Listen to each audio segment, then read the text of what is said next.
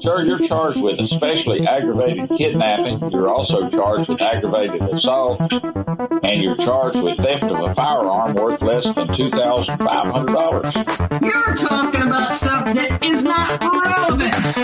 Hello and welcome to the Court of Public Opinion. I am the Recovery Addict, and boy do I have a case for you today. Why is the dog chewing on this guy?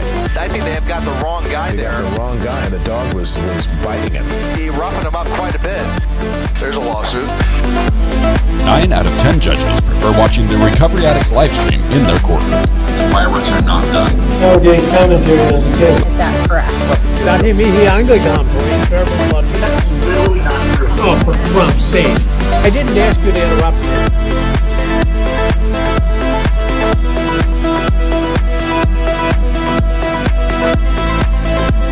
Welcome back to the Court of Public Opinion. Happy Thursday.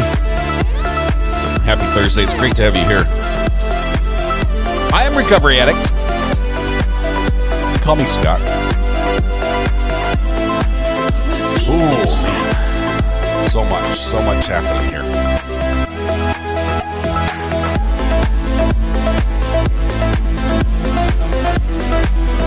It's going to be a good day.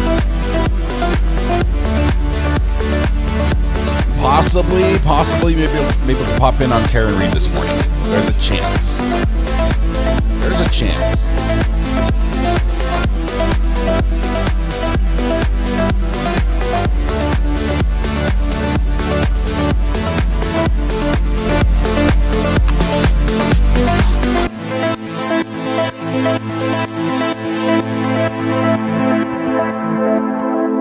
What about Judge Boyd?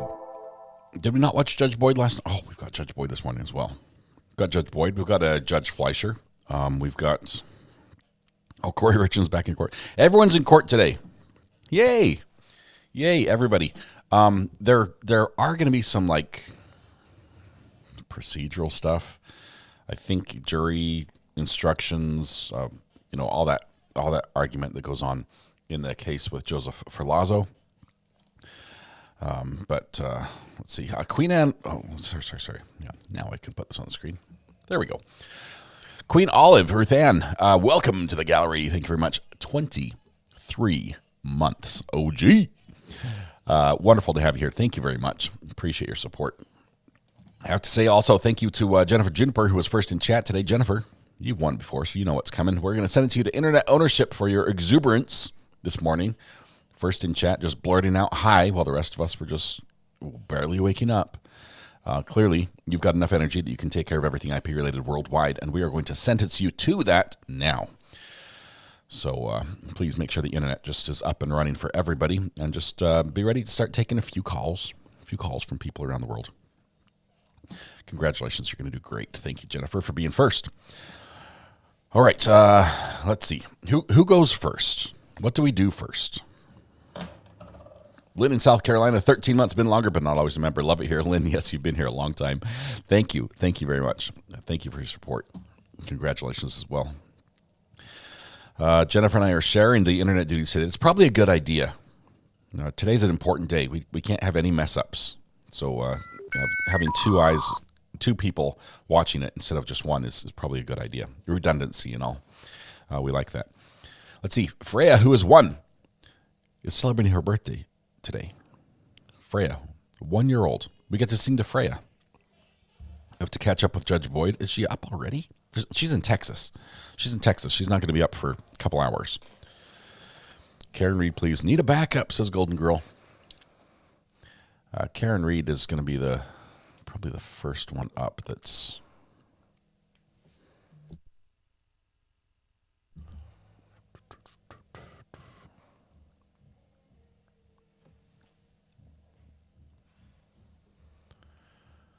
Let's see.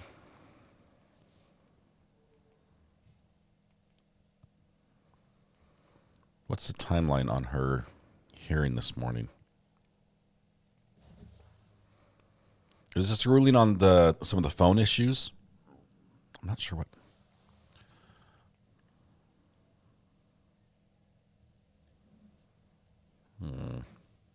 We'll have to keep an eye out on that one. Franco, Franco says, we love you. I've been here since DB, so longer for me too. Keep up the great work. Franco, congratulations. Both OGs. You both are. Thank you very much. Let's see. We have to sing before I forget. Can't just skip a birthday. And, of course, now I've lost it. There it is. There she is. All right. Freya, who has won. I think that's the only birthday we have this morning. Anybody else? Oh, Emma. We have an Emma? Can you add Emma to the birthday list? Yes, Legally Blonde, we can do that for sure. So Freya and Emma, both daughters. There you go. Happy birthday to them. Let's do this. Let's do this properly, I guess. Let's do this properly right here. We'll do it like this. Stand up, shoulders back, deep breath, project your voice to the back of the room, blend your voice with your neighbors, warm up with me if you will. La la la la la la la. There we go. All right, we're going to sing to Freya and Emma. Happy birthday to you. Happy birthday to you. Happy birthday, Freya and Emma. Happy birthday to you. Freya and Emma, I'm so glad you had a birthday today because that gives us somebody to sing to. And we love to sing to people first thing in the morning. It's the best way we could start our day. I realize there are a million places you could be, a million people you could be with. But you've chosen to be here with us. The privilege and pleasure is all ours. Hopefully we can turn that, make your day a little bit more specialer. Happy birthday.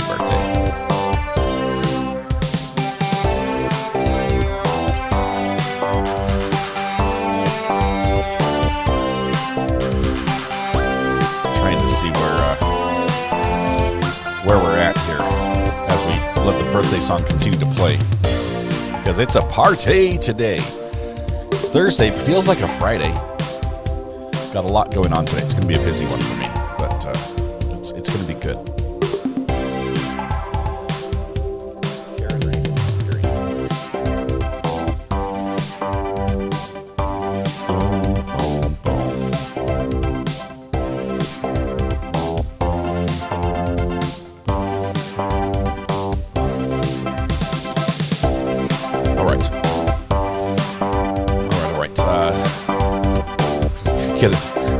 Get a no notifications again. I'm sorry about that.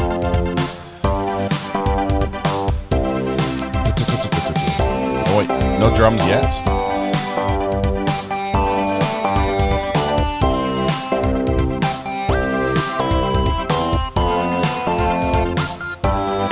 Here we go. Ready? Yeah, there we go. Yeah, this is the one. This is the one.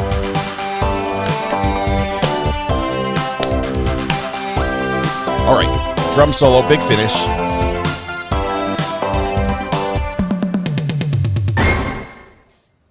There we go. I've gotten a little lazy on my prediddles. I'm just going da-da-da-da-da-da. So, sorry. You guys nailed it, though, first try. Free pancakes at Denny's, IHOP, Village Inn, Waffle House, Tammy Dunlap's house, Andy's Grill, everywhere that serves pancakes. Make sure you get them today on your birthday. Congratulations. All right, we're trying to find Karen Reed. Where's she at? Just want to see exactly what's happening. Maybe if I spelled it right. Do you think that would? Let me spell it manually.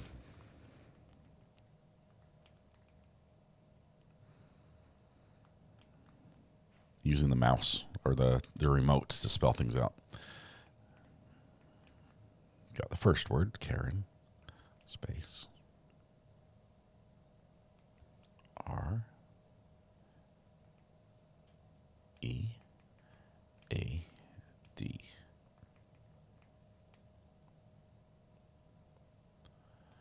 Let's see, I think we're here. There we go. Let's see if we can bring this in. Go over here to 2. People are just getting seated in court.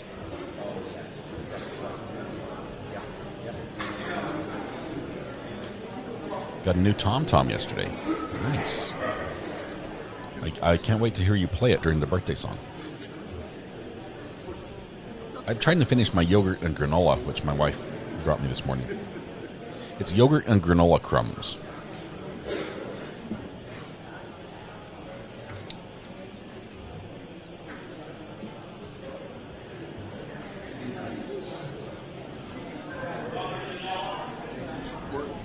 They have 28, we have 6.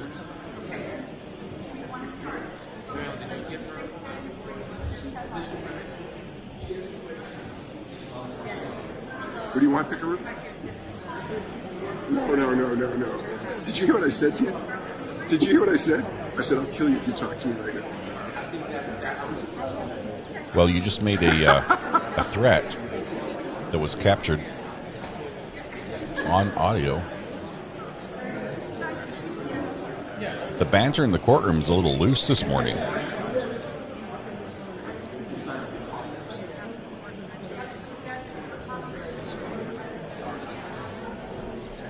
Lale is not the lead anymore. He's still there, but he's not driving the boat.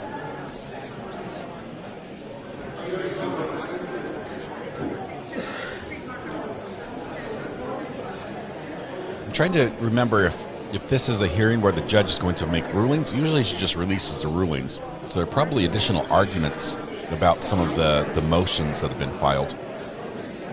The state wants to get a whole bunch of more information from additional third parties. Karen Reed's parents' phones, things like that they didn't have before. It's like Grand Central Station in there. The bailiffs are not doing their shushing job appropriately.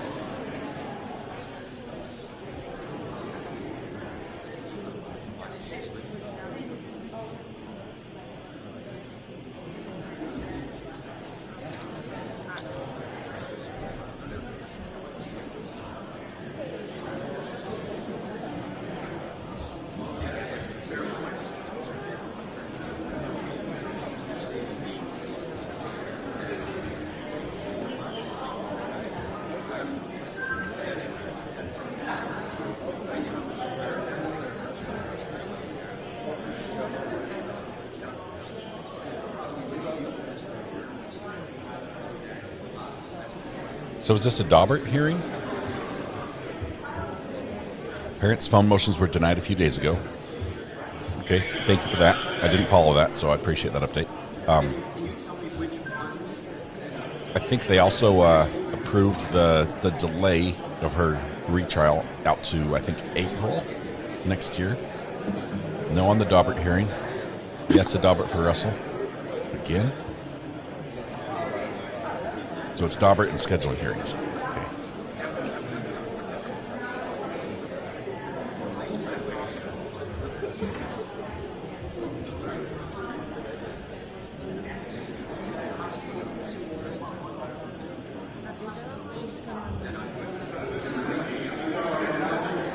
Can't see the screen, but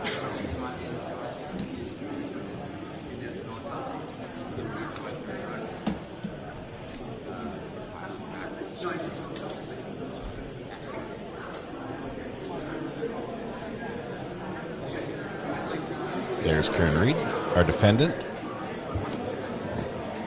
Gallery's looking pretty full.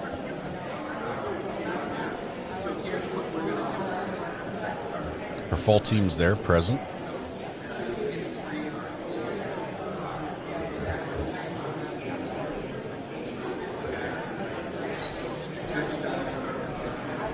I have seen some pretty ugly courtrooms over the last couple of years, but this is not one of them. This is a pretty nice courtroom. I don't like what it does to the audio generally.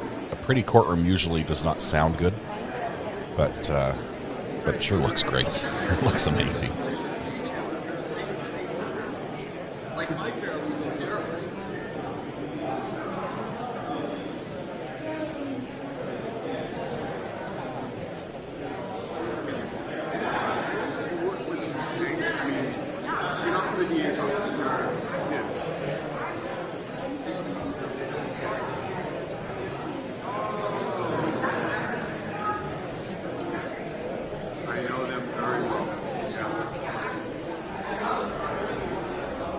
Mr. Unetti just shooting the breeze with the prosecutors. Were you there after that conflict?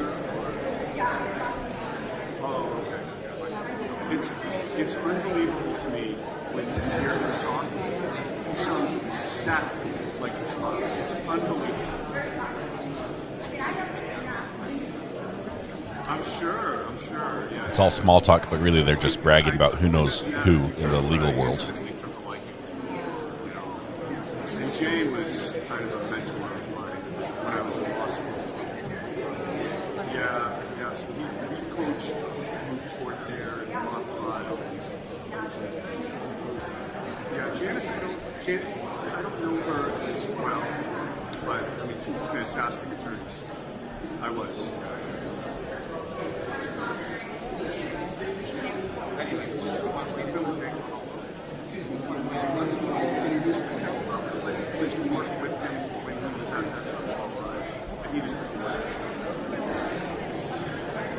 Got some good hot mics going on here.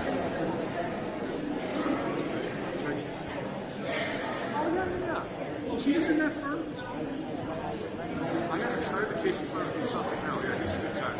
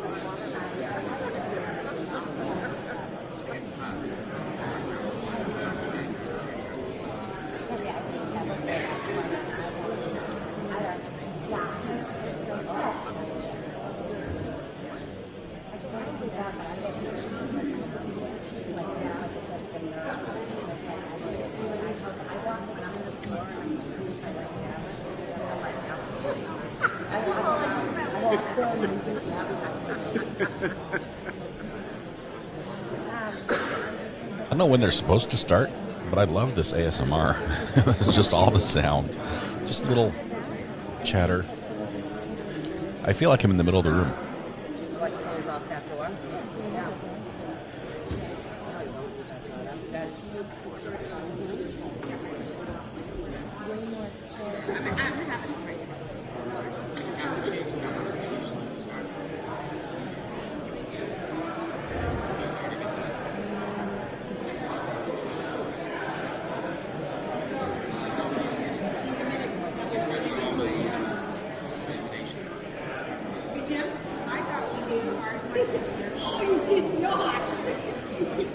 You dirty dog, you.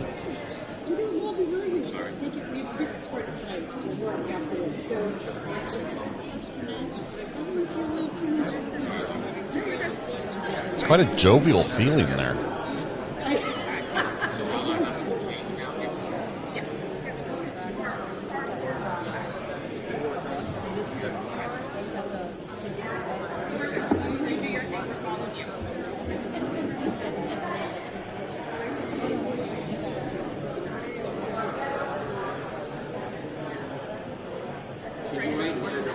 There's a little hearing this morning for Karen Reed. We're going to be sort of popping in here to see what's happening there. She had a rare win where the judge sided with her, apparently, a couple days ago, ruling that no. After one mistrial and several years later, the state can't now subpoena her parents' phones to use as evidence against her. But the mistrial is resulting in a new trial with all the original charges. And it's going to be happening currently in April, but, scheduling subject to change, as it always is.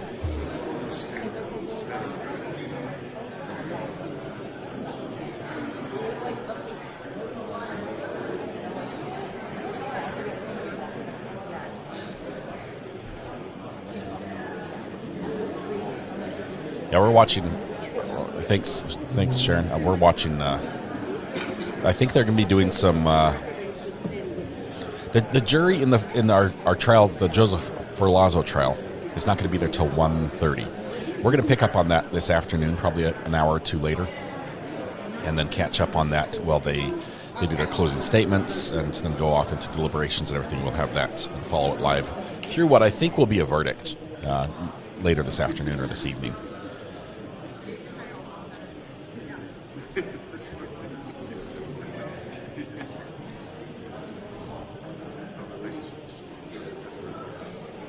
I'm liking the beard. Do you like the look there on our the attorney to her right?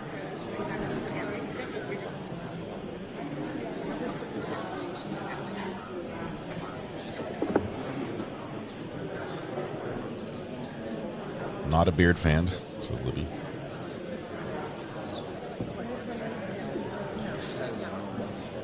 I think that the haircut's a little bit longer than we saw him before, right?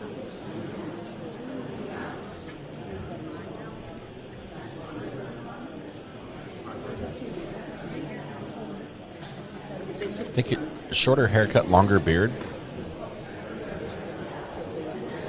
So I think the instructions we give to him would be trim hair, glue to chin. Slav Life, thank you for gifting a membership. Appreciate that. Nana Kim says, believe it or not, I don't know much about this one. Well, Nana Kim, it's okay. Some people have managed to dodge this one. This has been a hot button trial for sure for a lot of people.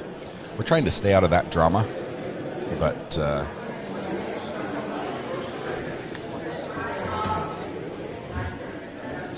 Karen Reed is accused of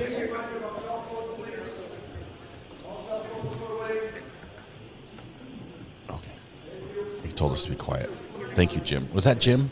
No, Jim's the guy at the desk. Yeah, I'm good. Unmute. I'm good. I'm muted. There's Jim.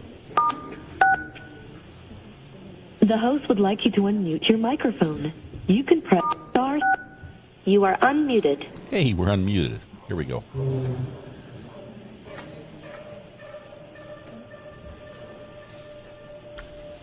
We're very unmuted. We're about to mute ourselves. If the judge comes in and you're sitting in her chair, she is not going to be happy.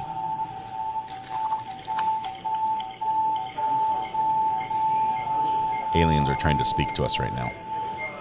And Jim is going to go mute it. It's getting worse.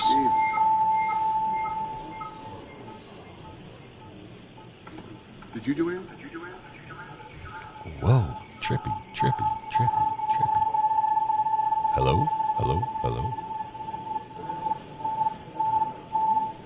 I'm sorry, Dave. I can't do that.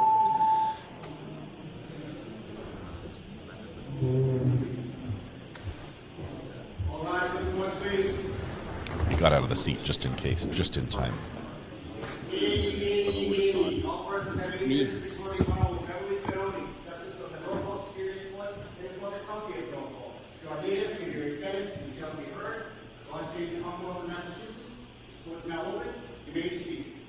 Judge, this is 22117, the Commonwealth versus Karen Reed. Can I have counsel identify themselves for the record, starting with the Commonwealth? Thank you, Mr. Clerk. Good morning, Your Honor. Hank Brennan for the Commonwealth, along with me, is Attorney Adam Lally and Attorney Laura McLaughlin. Good morning, Mr. Brennan. Good morning, Mr. Lally. Good morning, Ms. McLaughlin. Good morning, Your Honor. Alan Jackson on behalf of Ms. Reed. Good morning, Mr. Jackson. I like AJ. Good morning, Your Honor. Elizabeth Little, also on behalf of Ms. Reed. Good morning, Ms. Little. Good morning, Your Honor. David Unetti for Karen Reed. Good morning, Mr. Unetti. Good morning, Your Honor. Robert Alessi for Ms. Reed. Good morning, Mr. Alessi. Good morning, Ms. Reed. All right, so for today we have our Daubert hearing. I asked through Mr. Clerk the parties to have a proposed scheduling order for me. Were you able to do that? We've begun the discussions of it. I think we could have it shortly, Your Honor. I have some proposals by the defense. I just want a few moments to reflect on it. Okay. All right, so during a recess or something, I'd like you to at least give me something so that we can discuss it today. There are some discovery motions and then just some housekeeping matters. So I would like to get started right away. Is Dr. Russell here? Yes, she is, Your Honor. Okay. Oh, good morning, Doctor. Would you come on up to the witness stand, please?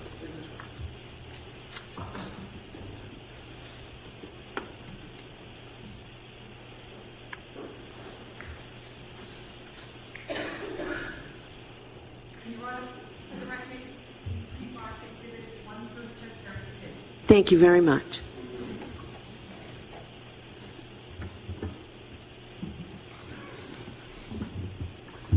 This witness stand.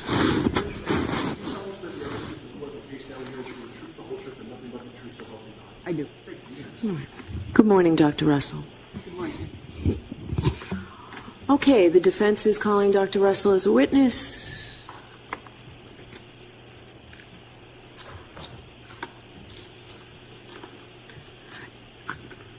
Jim, can I have the exhibits? Will counsel need the exhibits for examination of this witness, or can I have them with me and look at them? Your Honor, whatever your preference is, we will abide by that. We may want to publish some at Sure, that's no problem, but I can keep the notebook. That's not a problem. Oh, yeah, that's intended for your use, Your Honor. Okay. All right. Thank you. This attorney reminds me of a hobbit for some reason. All right, I go don't right know ahead, why. counsel. I'm not trying Your to be Honor, rude. if I may, I think a Frodo. couple of matters before Dr. Russell testify, with Your Honor's permission. Okay. One will take 15 seconds, and the other will take maybe 3 minutes. Okay. Is it something that Dr. Russell can remain in the courtroom for? It is. Okay. And Sure. if at any point I'm incorrect in that assumption, I'm sure you will tell me. Okay.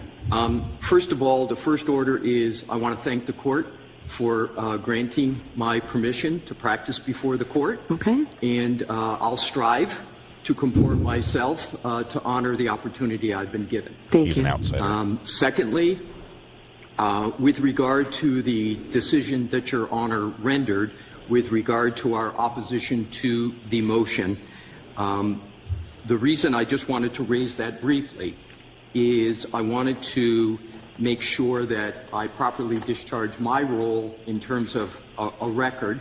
It won't be a long soliloquy, but I just wanted to point out to Your Honor the basis for why I am having this colloquy with the court. Okay. Is it in addition to what you have in your writings? It is. Or is it, okay, so that I'll let you talk about, but Yeah, I'm not going to go into Don't be the substance of the duplicative. writings. Okay. I understand Your Honor has decided in that regard. okay. So, and thank you, Your Honor. The first point is rooted in the Commonwealth versus Downs case, which is 31 Mass App Court 467, 1991. And the short of it for that case, which is toward the end of the case, which it was a matter very similar procedurally to this, where there was a request for reconsideration. The court took on that question of reconsideration, and what happened was the appellate court stated that it would be important, and I'm trying to discharge my duty as an officer of the court, but also for an advocate, to put on the record, right, the decision with the basis for the decision with regard to it. Sure. I know. I have no problem with you doing this. You don't need to apologize for making a record. I have no problem with that. Thank you. So I'll get right to it. So my request is, in accordance with Downs, that there there be placed on the record some explanation for the decision. I would appreciate that. And then secondly, the second and last part of it is our expectation coming into the hearing is based on Commonwealth versus Addy, which is 79 Mass Appellate Court 835, 2011. And the short of that case, Your Honor, is it was a Daubert-Lanigan motion, very, very much similar to the procedural posture of this motion, where the court set a Daubert-Lanigan hearing. The party who was in support of the expert testimony then was given the opportunity to oppose the motion, and this is what the court said. The court stated that in response to the motion, the Commonwealth, and it was opposite because the Commonwealth was supporting the testimony, it says, in response to the motion, the Commonwealth submitted Trooper Sanford's collision reconstruction report. Then I'm going to skip down to the nub of it. At the motion hearing, after reading Trooper Sanford's report and listening to the arguments of counsel, the judge decided not to hold an evidentiary hearing and ruled that Trooper Sanford's opinion was admissible at trial because there was a factual basis for his opinion and it was therefore reliable. The reason I bring that up, Your Honor, is just to state what my expectation was and why I went in the manner that I did. And of course, Mr. McDermott was gracious enough to send an email that said, hey, if you want to change what the court expects the hearing to be, you need an affidavit and you need a motion, and that's what I did. So in conclusion, Your Honor, it is the position of the defense that the papers that we submitted, and I won't get into the argument, would obviate the need for an evidentiary hearing, much in the way that the Addy case obviated, where the party was given an opportunity to make the arguments in terms of the motion. So my main point in raising these two in conclusion is I would appreciate if Your Honor could state a basis for the denial of the what I will call the Addy process, and we will of course respect Your Honor's decision and proceed in the manner Your Honor directs. Okay. What do you say? Who's going to argue this for the Commonwealth? Frank Brennan for the Commonwealth. Your Honor, I believe you have the discretion to make the decision that a Lanigan hearing is appropriate. I didn't have the benefit, but Your Honor certainly had the benefit of a voir dire prior to trial. Your Honor had the benefit of watching the trial testimony. Your Honor had the benefit of appreciating that it wasn't Rule 14 that was complied with prior to that hearing. In fact, a report was provided nearly 2 days ago on December 10th. And that report, if the court has an opportunity to see it, is in conflict in many ways from the testimony at the voir dire, and it's in conflict with testimony at trial. One thing that is constant from the voir dire through the report that we received 2 days ago is that there is an absence of methodologies. There is no basis in methodology to support the opinions that have been provided by this witness. And that fundamentally supports a decision that the defense should meet their burden to be compelled to provide a witness so that they can see if they can satisfy the Lanigan-Daubert standard. Thank you. Okay. Your Honor, he delved into the substance. I don't plan on belaboring it, but if I could just be heard. Sure. Thank you. Appreciate it. The methodology, and if we're going to go to the testimony, you will, of course, everyone will hear it firsthand, was established the first time. It's pattern recognition. It's well established in the law. And that was what Dr. Russell testified first trial. That's in her report. And as we're to proceed, that's what will happen. That's first. Your Honor, it was a rule. The trigger for the last time was a Rule 14. But Your Honor, in the June 20th transcript, on pages 59 and 62, said, on 59, Your Honor said, you, the Commonwealth, raised Daubert-type concerns. And on page 62, Your Honor said, I have to exercise my role as gatekeeper. So it was clear that it was Daubert. The methodology was established. So I just wanted to respond in that manner for clarity of the record. Okay. Additionally, after I made the finding that I made, I heard trial testimony. So based on everything, in my discretion, we're having a hearing. Understood, Okay. Your Honor. There are your findings. Thank you. Okay. Appreciate She it. ruled from the bench. Yay. All right. So The hearing was you all scheduled set to anyway. go? They were I'm just all trying set to to go, fight. Your Honor. They were literally Right trying to ahead, not Mr. have this hearing today. Thank you. And it failed. Good morning, Dr. Russell. Good morning. And you'll keep your voice up. That would be helpful to all. Please state your name, your full name, and spell your last name. Yes. Marie Russell, Russell. Now, at a high level, what is your professional background? I'm an emergency physician. And is your professional, do you have anything else in terms of your professional background really in close to addition her. to being an emergency room physician? Yes. I'm also a trained forensic pathologist. Your Honor, may I interrupt for 1 second? I'm sorry. Sure.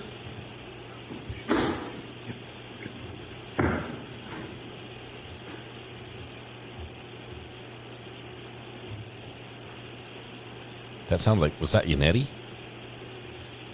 Yannetti interrupted to poll. Can I have a moment, Your Honor? Pickles, counsel. Thank you. Whoa. Whoa.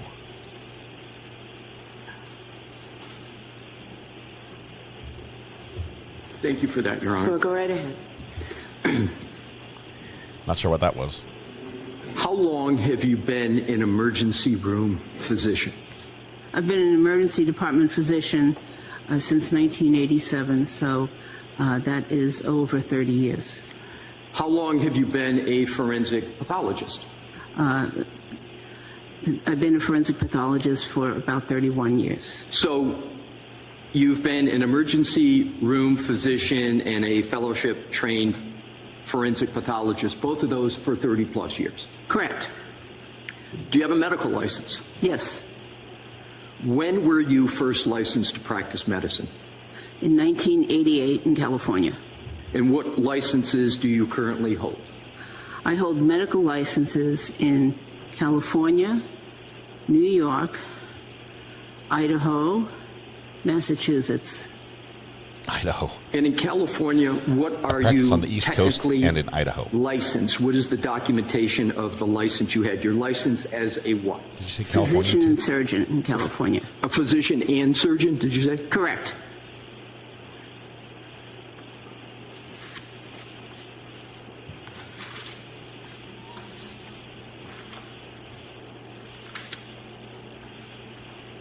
Yeah, her background, she's very impressive. Your Honors, I'm sure you know, but I want to make sure I get your protocol correctly.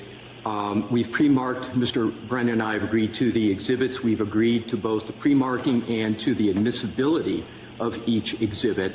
And I can never either tell you how I understand I'm to go or Your Honor can state it. So these are in evidence. Yes. So use them as if they're in evidence. Thank you. Appreciate that. May I approach the Yes. Thank you. This attorney is not from this area, not from this state. So he's practicing law in an area that things are done a little bit differently. I mean, the law is still the law, but it's, you know, the procedures and Dr. policies Russell, and practices I are have different. handed you So he's trying to which comply is with in the evidence court standards. as Exhibit 1. Do you recognize Exhibit 1? Yes, I do. How do you recognize it? Because I wrote it. And what is Exhibit 1? This is my curriculum vitae. And is that your updated curriculum vitae? Yes, it is. It's the most recent one. Yes. I now want to get into your educational background with a little bit of sprinkling of experience going into it. Where did you go to college? I went to college at MIT and Northeastern University. Impressive. Approximately when did you attend Massachusetts Institution of Technology? From 1972 to 1974. And what did you study at MIT? I took 45 years pre-med ago. courses. Or 50 years ago. Did you obtain a degree from MIT? No, Why not? because my mother got sick. She developed cancer, and I went back to New York. And after that experience, did you go back to college? Yes, Where did you go? Northeastern University. And what years did you attend Northeastern University? Part-time from 1974 to 1981. And did you obtain a degree from Northeastern University? Yes. And what degree was that? That was a Bachelor of Science degree with highest honors. After college, did you go on to receive a Doctor of Medicine? Yes. Where? At the University of Massachusetts in Worcester. When? 1987. Now let's go into residencies, internships, and fellowships. Did you complete any residencies? Yes. What residencies did you complete? I completed a residency in emergency medicine, followed by a residency in anatomic pathology. What is anatomic pathology? Anatomic pathology is the study. It's a division of pathology. It's a subset of pathology, and it's a division that deals with diseases that can be diagnosed by looking at tissues and bodily fluids. And what is emergency medicine? Although most all of us have that experience, could you just briefly describe what emergency medicine is? Well, emergency medicine is the field of medicine that deals with acute injuries and injuries of people. In terms of the residencies, briefly describe what was involved. What did you do in those residencies? And now let's start out with emergency medicine. Emergency medicine was a very intense residency. It was a combined internship and residency that lasted for 4 years, and I was at one of the busiest trauma centers in the United States. We would routinely see patients in the emergency room, and some months we rotated outside the emergency room to various subspecialty clinics and areas like the ICU, for instance. In the emergency medicine department, we worked all different shifts. We saw numerous patients because it was a very busy facility, and we saw anything that ranged from gunshot wounds, stab wounds, beatings, down to runny noses. And where was specifically those residencies? What facility? What is the name of it? It was at the Los Angeles County USC Medical Center, which people formerly knew as the General Hospital, the 19-story General Hospital from Los Angeles. And did that have a certain level designation with regard to the type of trauma that would come to those facilities? Yes, it's a level 1 trauma center, which is the highest level that can be achieved. And in terms of the residencies, in terms of anatomic pathology, where was that residency? Which facility? That was at the same facility. And how many years was the residency of anatomic pathology? That was 2 years. And how many years for emergency medicine? Combined with the internship, it was 4 years.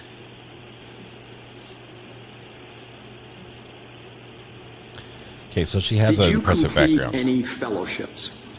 Yes. We're not done, though. What fellowships? I completed a fellowship in forensic pathology. What is a fellowship compared to, say, an internship and a residency? Generally, it's a higher level. A fellowship is completed or done, undertaken after someone completes a residency. What did you do in your fellowship? Oh, in forensic pathology? Yes. Oh, did autopsies. So it was a very organized training program, which included 1 to 2 autopsies a day, mostly 2, and as well as lectures, seminars, interesting case conferences, many things. During that time, I was sent to the FBI for a specific case series. So it was very intense. And in terms of the autopsies, I autopsied cases that were gunshot wounds, stab wounds, many homicides, many homicides. Accident victims, car accidents, people hit by cars, people stabbed, child abuse, a wide range. And the goal was to give the fellows the widest range of experiences. And can you estimate how many autopsies you performed during your fellowship? Oh, I know for a fact that I performed over 500. And that was over a 2-year period? Correct. So you're performing then an autopsy almost every other day, is that? Oh, no, right? 1 to 2 autopsies a day. 1 to 2 a day? Yes. Wow, that's a lot. And what, at its core, are you doing in terms of an autopsy as a forensic pathologist? You know, the autopsy is just part of what the forensic pathologist does, which is death investigation. So a forensic pathologist looks at a person's, well, just the body is one part of it. The external exam, sometimes, some cases, not all cases, get an autopsy actually that go to the medical examiner's office. But there's a death investigation which involves a detailed external examination plus an examination of the circumstances of how the decedent was found. Interviews with police officers and others when appropriate, interviews with their doctors, and examination photos if available. Earlier in your testimony, you said you have over 30 years of experience as a forensic pathologist. When was the last time you engaged in the practice of medicine pertaining to forensic pathology? This year. And have you had a continuous or non-continuous practice in forensic pathology? Continuous. And we're going to get to that later on as appropriate. Not as appropriate. We're going to get to it later on. It's appropriate. Do you have any affiliations with professional organizations? Yes. Can you name them? Yes. I am a fellow of the American Academy of Forensic Science. What do you need to do to become a fellow of the American Academy of Forensic Sciences? Well, you have to be a member for a certain number of years, a minimum number of years, and attend a certain number of their annual meetings. And it helps if you've given presentations at the annual meetings. What other professional organizations are you a member of? I'm also a member of the National Association of Medical Examiners. Are you a member or a fellow? I'm actually a fellow. What do you need to do to be a fellow of the National Association of Medical Examiners? It's very similar. Be a member for a certain number of years and give presentations. They usually ask that you've given at least one presentation. What other professional organizations are you a member of? Okay, so I've been a former member of the American Academy of Emergency Physicians, a former fellow, actually. I'm a member of the California Homicide Investigators Association and the California Sexual Assault Investigators Association. Now let's move to trainings. Wow. Do you have any specialized trainings? Lots of specialized training. Please name them. Where should I start? Okay. Well, I have specialized training in both emergency medicine related fields and forensic pathology related fields. Would you like me to name both? Well, maybe eventually, but I'm going to try to shorten this a little bit. Give me an example of the type of investigations, apropos to why we're here today, that you would have had specialized trainings for. Well, I attended a 2-week program in crime scene investigation. I've attended and completed programs in forensic photography, bomb investigation, hit and run accident investigation. Bomb investigation? Dr. Russell, if you need to access your report, do it, but I would prefer That unless you need to, we just have a question and answer. You don't So I can't see whether Dr. Russell's reading from I can't see. Do you have your CV in front of you? I do. All right. So what's typical, counsel, is it will remain closed. If she needs to refer to it, you just ask, and of course I'll let her refer. I understood. Okay. Yes. So is that, you have it open in front of you? It's right here. Okay. So counsel, why don't you? I will. Why don't you leave it there turned over, Dr. Russell? Oh, okay. All right. Thank you. Thank you, Your Honor. I can't see from up here whether she was reading or not. I had that sense. That's why I mentioned it. I appreciate it. Do you have any specialized training beyond your experience as emergency room physician or forensic pathology in motor vehicle accident investigation? Yes. Describe that, please. Yes, I took a several-day course here in Massachusetts on hit-and-run accident investigation. And we're going to get into this a little bit more, but did you also have experience with motor vehicle accident diagnosis and treatment of humans in the emergency room? Oh, yes, yes. We'll get into more of that detail. As a forensic pathologist for 30-plus years, did you see decedents and living patients who had been the subject of motor vehicle accidents? Many. And in terms of forensic pathology, are patients always deceased, or does the field of forensic pathology also address living persons? Yes, the field of forensic pathology as a broad field, yes, can deal with living people. Some offices, some government offices will choose to restrict their involvement to deceased people only, but it's a broad field. It does involve living people too. Now let's move to expert witness experience in courtrooms. You understand what I mean by the terminology expert witness? Yes. What jurisdictions have you testified in as an expert witness? Well, California, Florida, Illinois, Arizona, and the state of Washington. What topics in that expert testimony did you testify to?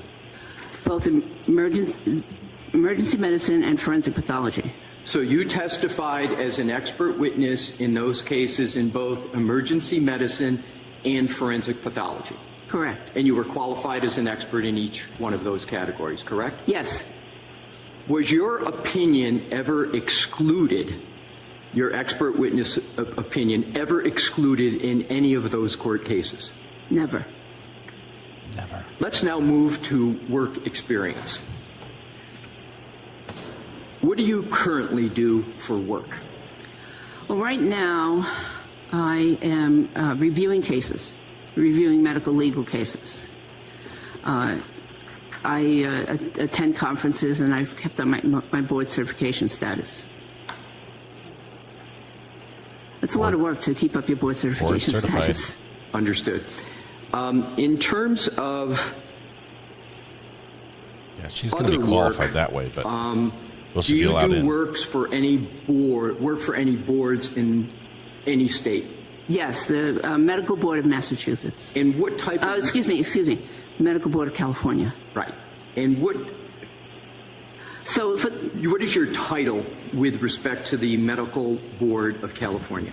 Medical consultant. And describe specifically, you don't have to go into detail, but just describe what it is, the types of things you do for the medical board. And I assume that's in furtherance of practicing medicine. Is that consultancy the practice of medicine in California? Oh, absolutely. You can't be a medical consultant for the medical board without a medical license. It is the practice of medicine. Give us some examples of what your practice of medicine is with respect to the Medical Board of California. For the medical board, I review cases. So the cases are referred to the medical board because of concerns that a licensed physician in the state of California is either practicing outside the law or practicing below the standard of care, or a combination of those things. So the cases are referred to the medical board, and I am one of the people that reviews the cases and makes recommendations as to whether there is actually concern. So, going back to my clinical pharmacy days, I believe I understand the standard of care parlance, but we have maybe some different parlance in the medical field. Is standard of care and whether physicians met it also known as physician negligence? Yes, if they don't meet the standard of care, it's considered physician negligence, yes. Describe your role in cases briefly of your expert witness, the topics in forensic medical investigations. The topics actually range from homicide. I've been involved with several homicide cases. Homicide, often stab wounds, blunt force trauma, child abuse are the topics. And domestic violence is also another frequent topic. Prior to your current role that you've just described as an expert witness and a medical consultant for the Medical Board of California, I want to go back just a little bit to the expert witness. Are you able to state whether you have testified previously mostly for prosecution or defense? Do you have a sense as to where the majority of your testimony has been on whose behalf? Well, it's been mixed. There's been a lot of prosecution cases. So you've testified as an expert witness many times in support of the prosecution? Yes. And has your testimony in support of the prosecution been only as a physician, or was there times when you, before you became a physician, that you were testifying on behalf of the prosecution, say when you were a police officer? Yes. And roughly, how many cases, we're going to get more into your police officer experience, but how many roughly cases do you recall testifying on behalf of the prosecution as a police officer? 25 to 30. Now let's go to just prior to your immediate role. Before being a medical consultant for the Medical Board of California, where did you work? Immediately before I worked at the state of California prison system. It's called the the Corrections Department in the state of California, and I was the chief medical executive for one of the major prisons. What years approximately did you serve in that role as chief medical executive of the California State Prison at Courtroom? Yes, from 2018 to 2018 to 2023. What was your role? What did you do? Oh. Well, the chief medical executive is in charge of the whole medical department, and so in that role I had a lot of duties, including supervising the medical care of all of the patients, the inmates, conducting various committees. I chaired many committees, process improvement, pharmacy therapeutics, death committee. I investigated every single death that occurred at the prison during that time period. Let's stop there, if we could, please. Yes. And talk about from 2018 to 2020 is what I heard you say was your time period. Describe what was a death review at Courtroom that you performed. Yes. The death review at Courtroom was quite extensive. And so what would happen, well, first of all, let me give you background. Background is that the patients die from a variety of causes in prison system, including suicide, homicide, natural death, overdoses, a wide variety of reasons people die. I'm going to turn her off for just a minute and explain something. While she keeps talking, there is no question that she is an expert. Yeah, she is as good an expert as any expert has ever been at being an expert. The thing is, the court has to decide if she is an expert in a specific area where she wants to testify in. So this hearing, they're going into her background to show she's an expert, that she's been recognized in the fields. But if she does all this stuff and she tells all about how she's in the medical profession, how she's investigated deaths and things like that, and then she wants to pontificate in court as an expert about a cell phone location data, the court's going to say no way. So even though she's an expert, they have to prove that she's an expert in the areas that they want to bring her testimony in. And some of the most common ones were stab wounds or blunt force trauma wounds, contusions, and or commonly known as bruises. But if it was, for instance, a hanging patient, I would look at the wounds around the neck to see if the ligature mark was horizontal or had a vertical component, because that could differentiate the manner of death or the mode of death. You have to ever in this process have to determine whether a wound well, let me back up. Are you familiar with the term defensive wound? Yes. What does that term mean in the field of medicine? Well, typically, what that means is that the victim of an assault attempted to defend themselves during the assault. And one of the common ways they do that is they bring up their arms to protect their face, neck, chest area, head area from the assault. So defensive wounds are commonly seen in the arm, the forearm, the posterior portion of the forearm, or the hands also.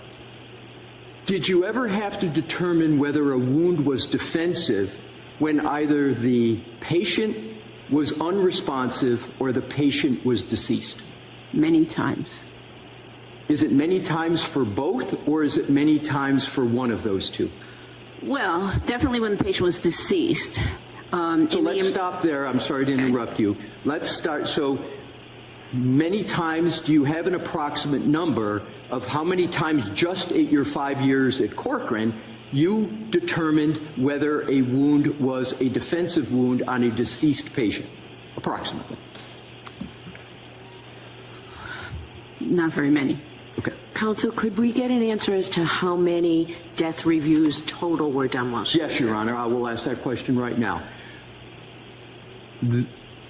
How many death reviews did you perform?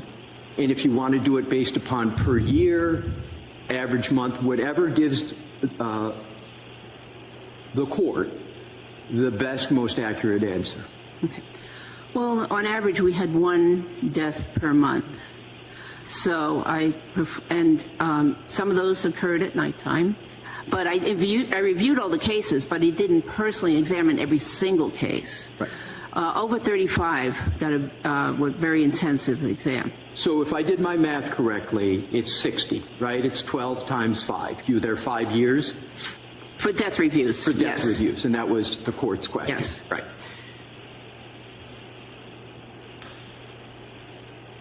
Was there anybody else at Corcoran doing death reviews?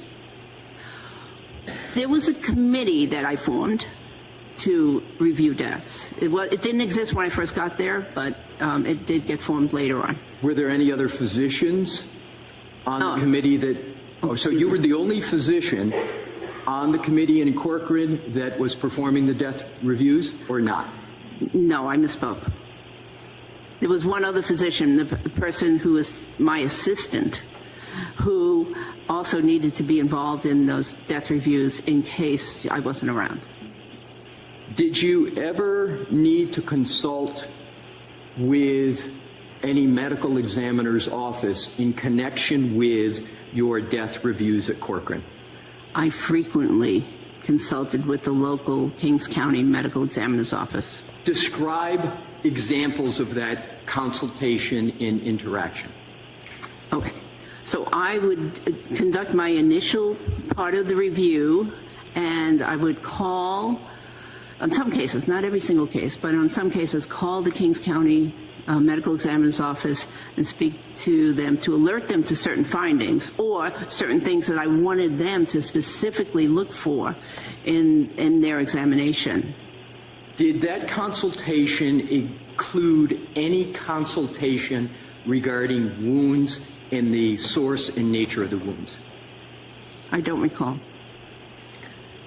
Now let's go to your emergency medicine physician experience at LAC plus USC. Do you have a shorthand that you'd like to use so I don't have to say that every time? I don't. All right. So I'll just say LAUSC. Would that be something that would work?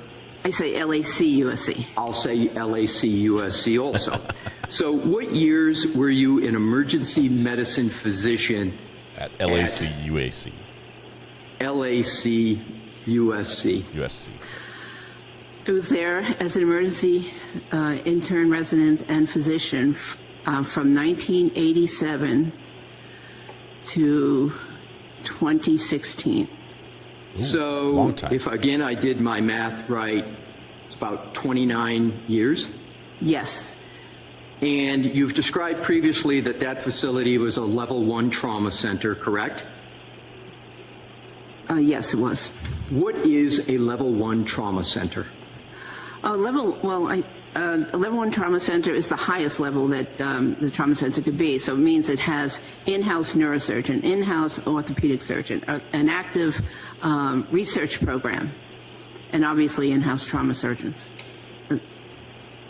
What did you do as an emergency medicine physician at that facility from 1987 to 2016? I'm sure it's a lot, but if you could give some representative examples. Well, we staffed both the major and minor areas of the emergency department where the patients were brought into. So any patient that was brought in with major trauma or, even non-trauma, medical condition, heart attack or stroke, would be brought into the emergency department, and we would provide the initial examination, screening, resuscitation, whatever was needed. And then if the patient needed to go to the operating room, we would call the surgeons. And, if they needed to go to the ICU, we would stabilize them and send them to the ICU. In addition to diagnosing and treating that we've all experienced with the unfortunate, with all respect, having to go to the emergency medicine department, did you engage in any surgery in the emergency medicine department? And if you could describe what you mean if the answer is yes. Yes. Describe what it is that you did that constituted surgery at the emergency medicine department from 1987 to 2016. We're going to get into more specifics apropos to the issue at case here, but just looking for what, when we say that you did surgery, want to give an idea of what that is. Okay, so we did what is considered minor surgery. We sewed up, we debrided and sewed up lacerations, repaired lacerations. We incised certain infected wounds and cut them open. Cleaned wounds, stitches. So is that what you mean? Yes, thank you. So now moving, and we're going to come back to some of that, but now moving on to the next position that you had at the LAC-USC Jail Medical Services. Can you describe what the name of that position was? Yes, I was jail medical director. And approximately what time period were you jail medical director at LAC-USC? Okay, before I answer that, I'd like to say that in addition, so we generally had a clinical role and an administrative role. So there were several things going on at the same time. In terms of jail medical director, as the administrative role, I was doing that from 2003 to 2014. And can you describe the in-custody unit that was there that you provided this role that you just described? Yes, we had an unusual situation where we had, in addition to the regular major emergency department, we also had a specially dedicated combination of emergency, inpatient, and outpatient area for patients that were incarcerated.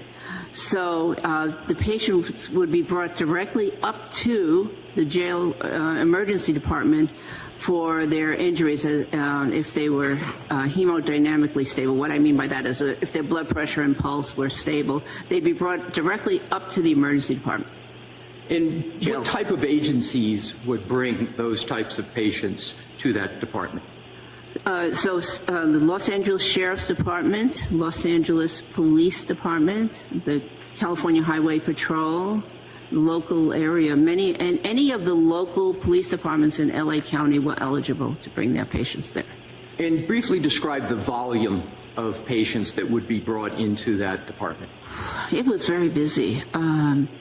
Just the emergency department alone was 20 to 30 patients a day, just for the jail emergency department.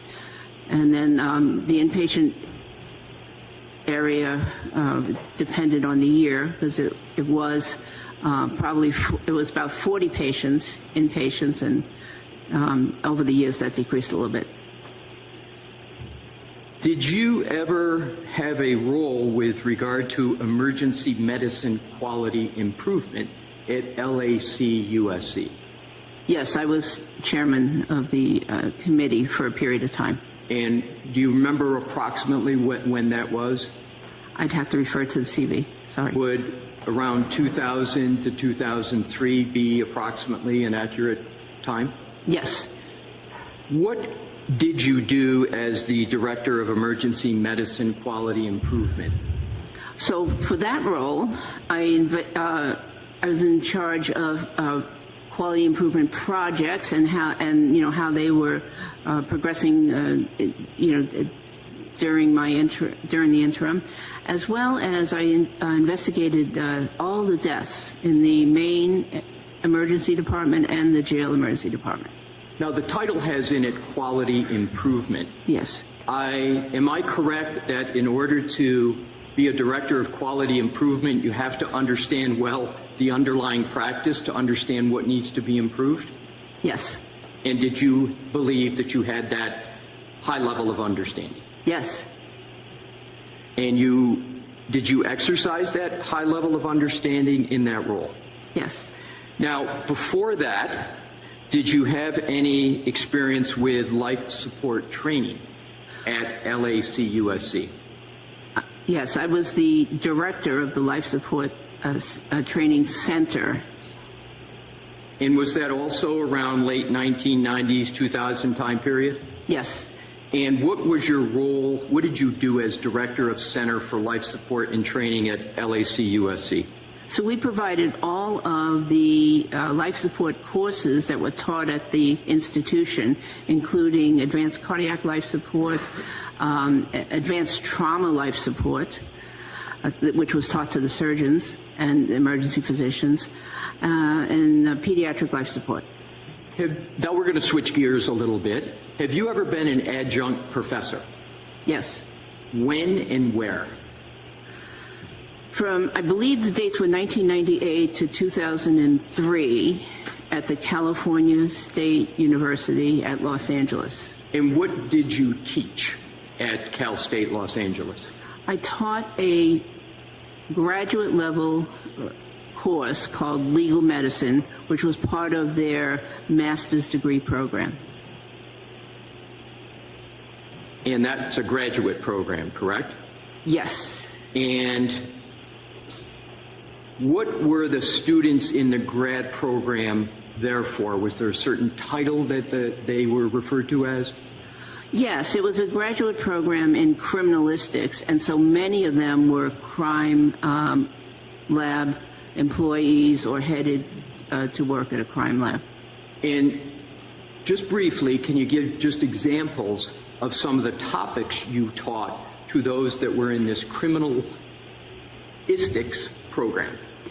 Yes. So I was teaching the medical course, and so I had to teach a wide range of topics about forensic medicine to these people who would be going to crime scenes and seeing deceased bodies, etc. So my topics included things like time of death, blunt force trauma, sharp force trauma, burns, wounds. I did teach about wounds and including a wide variety of wounds. Let's focus in on wounds. Okay. Describe We're getting in to the some dog detail bite issue. the type of wound analysis and treatment you taught as an adjunct professor at Cal State Los Angeles. Well, there was no treatment taught to those students. As opposed to the emergency students, emergency medicine doctors, but the types of wounds that I talked about in the legal medicine course included again sharp force, blunt force, thermal. I talked about bite wounds in terms of identifying bite wounds on a deceased body. I talked about wounds that people would see in child abuse, domestic violence, elder abuse. And in your teaching, let's break that down. In your teaching of dog, is it fair to say dog-inflicted human wounds? Is that a fair term? Or would you use? Mostly bite wounds in general. Bite wounds. Was that bite wounds from a specific animal or general animals? No, mostly human. I talked about mostly human bite wounds. Okay. With a reference to animal wounds. And what was the reference to animal wounds? Just how they can be differentiated from human bite wounds. So you taught human bite wounds, but you also taught how to differentiate human bite wounds from dog bite wounds on humans. Yes. So let the witness answer that. So ask it in a non-leading way, please. Thank you, Your Honor. Describe what you taught the students on the topic of human wounds and dog bite wounds. Okay. I taught the students to recognize human bite wounds. So I had pictures, images, and slides on human bite wounds, why they would be important, the forensic value of bite wounds. I mentioned how they may differ from other bite wounds, such as dog bite wounds. In the emergency department, the focus was a little different. That's what I wanted to go to next. So describe, well, first, in your many years in the emergency department, and we're going to get to this in more detail. So why don't we just save it until the next category we get to? We'll come back to that. Before you were an adjunct professor at Cal State Los Angeles, and before you were a medical doctor, what did you do for work? I was a police officer full-time. And approximately when were you a full-time police officer? From 1977 to 1984 in Massachusetts. When you started on the police force in Malden, how many women were on the police force? Before I started, none. So you were the first woman on the police force in Malden? Correct. Before, did you go to academy? Yes. Did you graduate successfully from academy? From the Boston Police Academy, yes. Before that, did you have any other work experience? Yes, I worked in an emergency room, actually. Right, but in terms of from the time period, as I understand it, in Malden, you, if I heard correctly, you said approximately 1997 to 1984 for? 77. I'm sorry, 77, right. So is it, before that, did you have any other job in the community in Malden? Well, in the the period 1974 to 1977. During that period of time, I worked in the emergency department. I was an EMT, and I was an auxiliary police officer. Let's talk about the EMT experience. What did you do as an EMT? I did volunteer work in an ambulance. And just, again, most of us know what an EMT does, but just for the record, just briefly, what did you do as an EMT? Generally rendered first aid to calls for emergency service. Now let's go into the category of your medical training and experience specifically pointed at a certain topic. With regard to wounds, do you have any experience with dog-inflicted wounds on humans?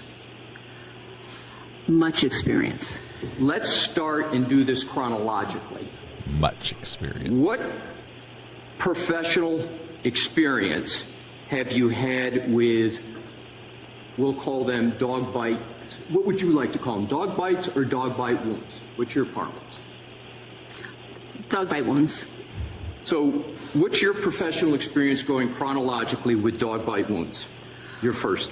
Well, my first experience I recall was during that period of 1975 to 1977 when I attended a training session where I witnessed the training of guard dogs. The training was conducted by some people I know, and I was invited to this professional session. And during that session, even though the simulated criminals were wearing specially designed sleeves on their arms, one of the participants was accidentally bitten by one of the dogs. And when you say accidentally bitten, what do you mean accidentally? Did the dog have a full bite grip or less than a full bite grip?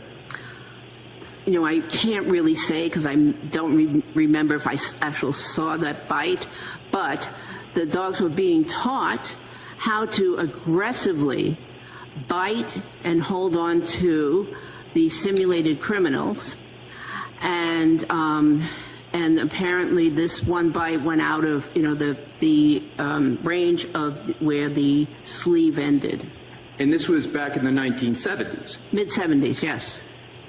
Did you provide any care for the wound of the person that was subjected to that dog injury? Yes, I was an EMT, so I provided basic first aid and transported that person to local emergency room. So you provided treatment on the spot, and then you participated in the transport to the ER? Yes. And did you get an opportunity at that point to observe the wound that was caused by this dog bite? Very closely. And because you treated it, correct? Correct. Let's now move to the LACUSC Jail Emergency Department. And I recall you testify that was approximately 1987 to 1995. Do I have that right? That was part, yeah, that was the intense part that where we saw a lot of, law enforcement dog bites. What, did you see any dog bite wounds in that jail emergency department? Many. When you say many, can you give, not how much you treated, but just how many of those dog-induced wounds that you observed? I would say about 60 to 70 cases that I personally observed. There could have been a lot more. Now, what type of dogs, well, let me strike that. As part of that treatment, did you learn what type of dog inflicted the wound? Well, these were trained law enforcement dogs. So these were canine dogs, right? Yes. And is canine bites an appropriate term to describe them? Yes. And how many of these individuals at LAUSC Jail Emergency Department did you personally treat with these canine-induced dog wounds? Personally, about 40. And you're saying personally, did you have any other experience in addition to those 40 that was not personal treatment with dog wounds? Yes, so we worked... Describe what those additional roles were. We worked as a team, and so sometimes one intern or one resident would get the case, and another time the other person on the team would get the case. So, but we worked as a team. We saw all the wounds together as a team, and so that's why it's hard to give it a hard number. What was your role as a member of that team when you were not personally treating the wound? What was your role? What did you do? I would assist. I would see other patients, but we all rounded on all the cases. What do you mean by rounding? Rounding is this medical phenomenon where the team of doctors and sometimes other healthcare professionals go from bed to bed and discuss each case. So you went, in addition to the 40, you went as a member of the team from bed to bed to bed, and in addition to those 40 of dog-inflicted wounds, you saw additional dog-inflicted wounds, correct? Yes. Describe the level of bites that you would observe both as personally treating and as a member of the team. Well, these bites were unlike anything I'd seen before. They were very extensive dog bites with a lot of tissue damage. And there were areas on the patients where the dog would attempt more than one bite. And sometimes there were, completed bites, and sometimes there were what I called partial bites, where there were just some scratches, abrasions, superficial wounds. But so it was quite a different thing than I had read about in textbooks. What do you mean by partial bites? Well, a partial bite would be where the dog did not get a full grip on the victim and therefore did not penetrate the skin. The teeth actually slide around, along the surface of the skin in the attempt to get a grip. Could you make that determination, that partial grip, as you've described it, from looking at the wound? Yes. And how, in this specific experience at the USC jail, did you determine, generally, that the dog had made a partial grip on whatever was the body part that was the subject of the wound? Well, oftentimes because they were accompanied by completed dog bites that had full penetration, puncture wounds, and tearing. Right, and so did you make the observation of the wound? In other words, you saw it and then reached a medical conclusion about whether it was partial or complete? Yes. And approximately how many times did you look at the wound and make a medical determination with regard to whether it was a partial or a complete grip by the dog? I don't really know, because we focused in on the most dangerous of the wounds, the ones that had the large gaping lacerations and that needed the medical attention. So the predominance was the typical canine bite, but then there were also a less number with the incomplete bite, correct? Yes. Does an incomplete bite have what you observed, have any relationship to a civilian dog bite? I'm not sure I understand the question. It wasn't a great question. So let's go to, does a canine bite ever present as a regular community dog bite in terms of the wound? Ever? Yes. A trained canine bite? Yes. I haven't seen it. Right. So an incomplete canine bite, correct, is more tethered to a canine. I'll rephrase.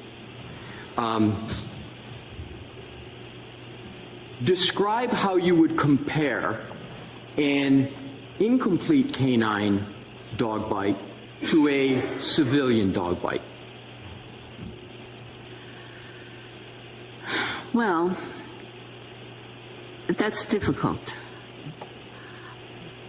And again, I'm not sure I understand the question. Okay, well, let's just conclude this way. So the predominance at the LAUSC Jail Emergency Department was canine dog bites. Let me rephrase it. We'll in terms of LAUSC Jail Emergency Department, what was the predominant type of dog-inflicted wound that you observed and treated? The regular emergency department? Yes. Not jail? The predominant was civilian dog bites. Now let's move to the emergency department at LAUSC, and specifically your role as an emergency department physician. And as I understand it, you've testified that was between 1987 and about 2016 as an intern resident and physician. Is that your testimony? And yes. Now, did you treat and assess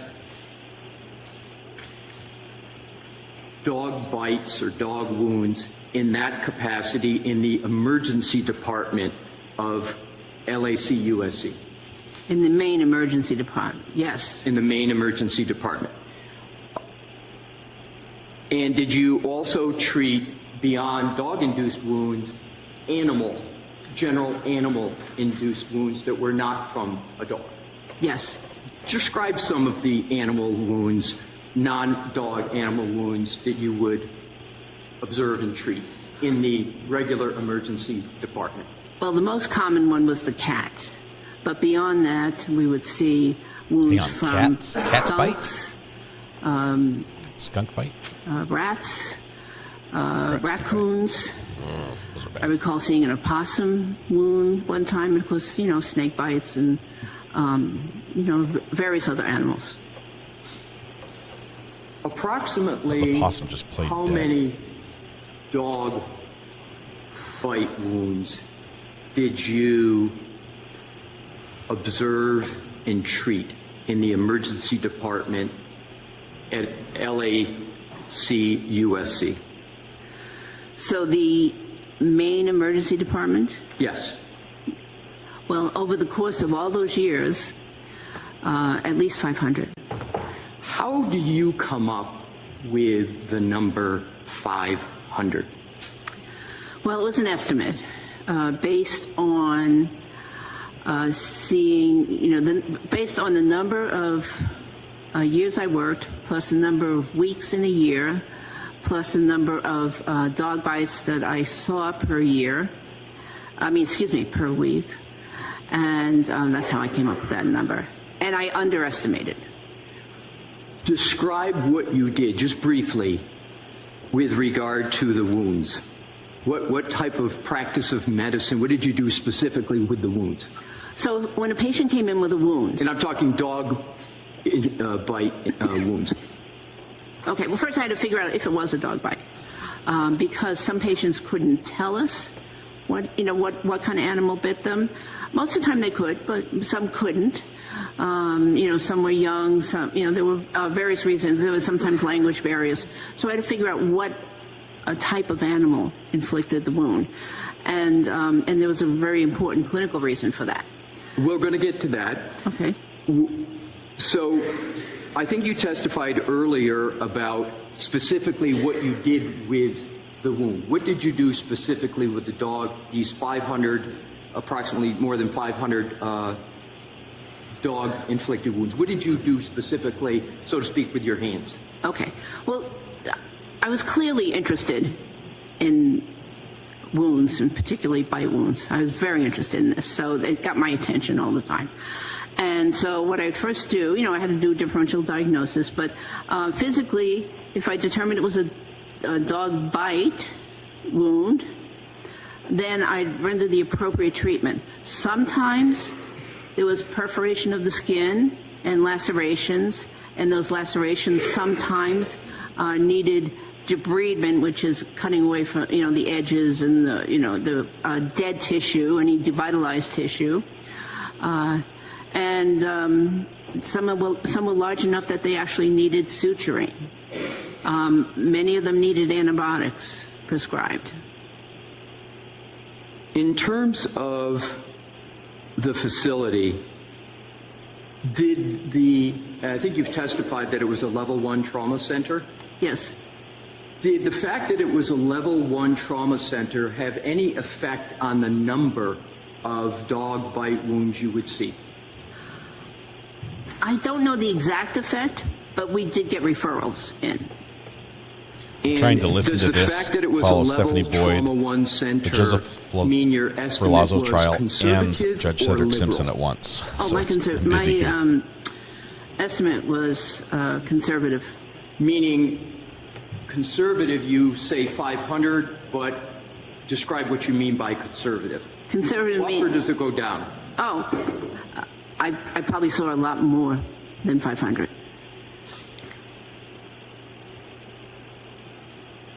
Does that estimate include the number of dog-inflicted wounds that you supervised?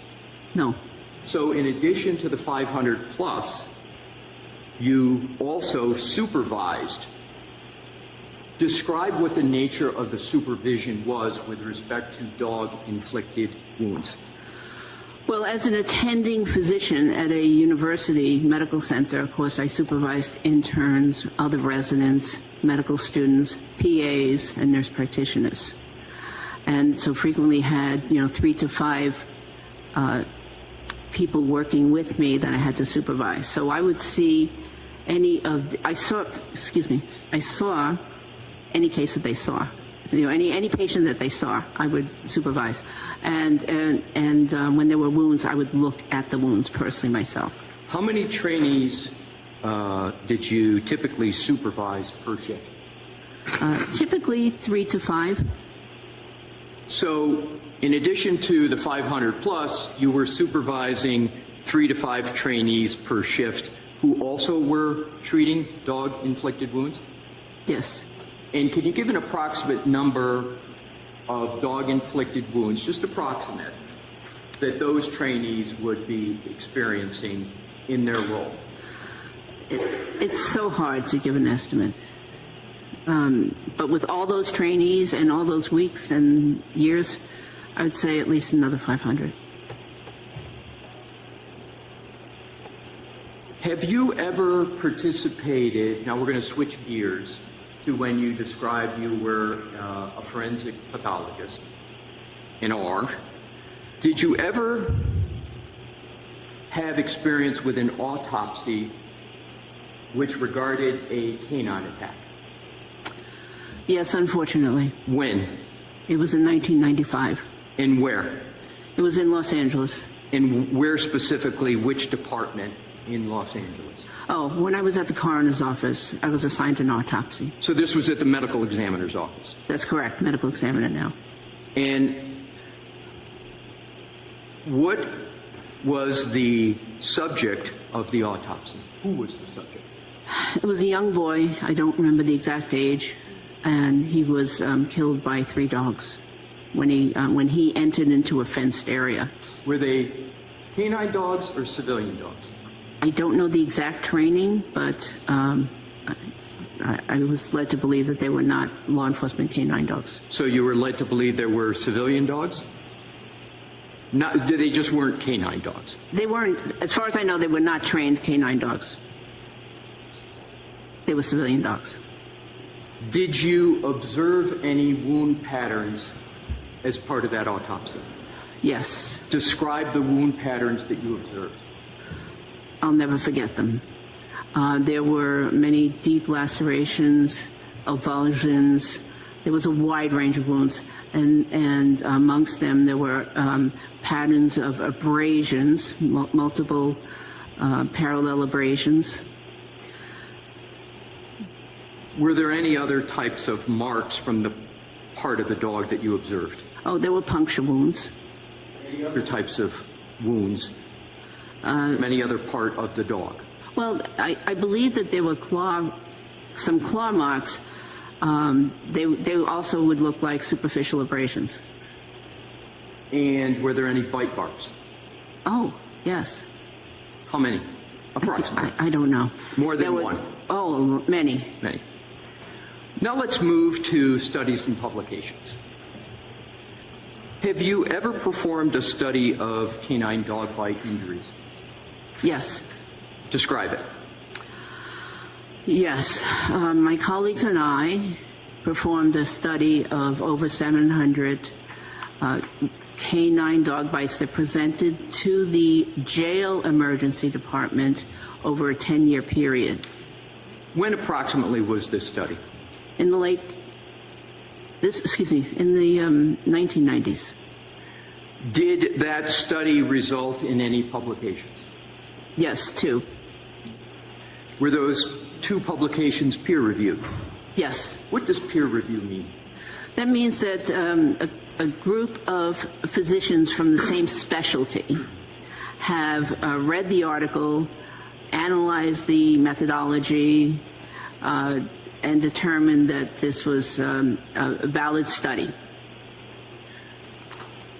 Have you, in addition to that study that was peer-reviewed, have you ever edited any publications? Yes. Describe the publications that you edited. I edited a 2-volume publication called Topics of Emergency Medicine, Forensic Emergency Medicine. And were there any chapters in that regarding human bite wounds? Yes. Describe briefly what the chapter was about. Yes, the chapter was written by Dr. Gerald Vale, who was a pioneer, and one of his colleagues, Dr. Anselmo, who were pioneers in the field of forensic odontology, bite wound analysis. Now, you mentioned Dr. Gerald Vale. What is his profession or professions? Okay, he was a dentist, and a teaching dentist at the University of Southern California, and an attorney as well. How was he? Are you aware of his reputation? Oh yes, even before I got to. What was his reputation? Gotcha. Sustain this. Okay. What was his reputation? No, we're going to move on to a different question.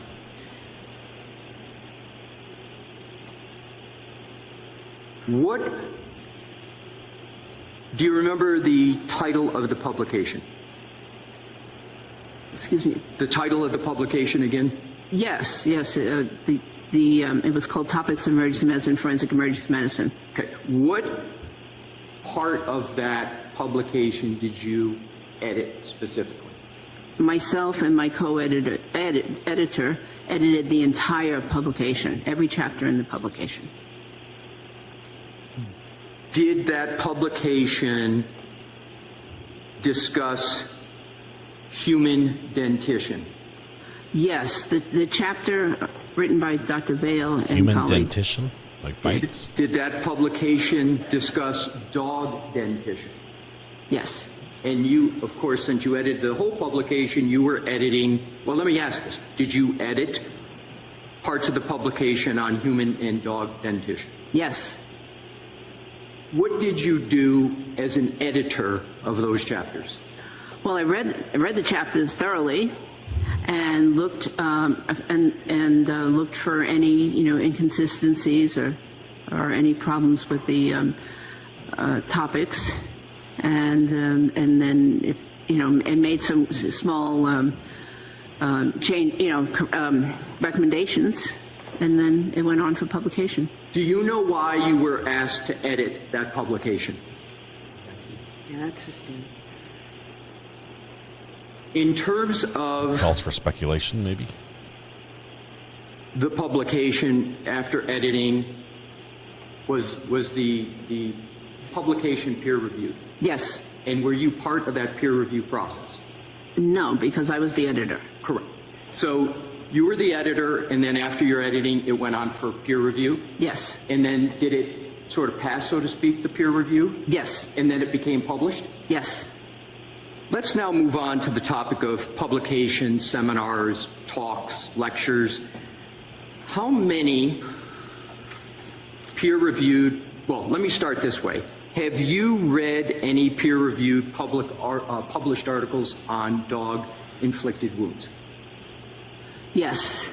Can you describe how many? Some entire expert testimony doesn't take this long. We're still on qualifications. Oh, at least 20.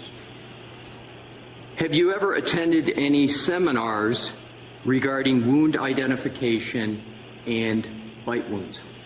Yes. How many approximately? Or if you can't recall, describe some of the seminars. I don't know the exact number of seminars. However, I would frequently attend them at the coroner's office, Los Angeles Coroner's Office, and at the American Academy of Forensic Sciences annual meeting. And some people have varying reviews about what happens in a seminar. What happened at these seminars that you attended?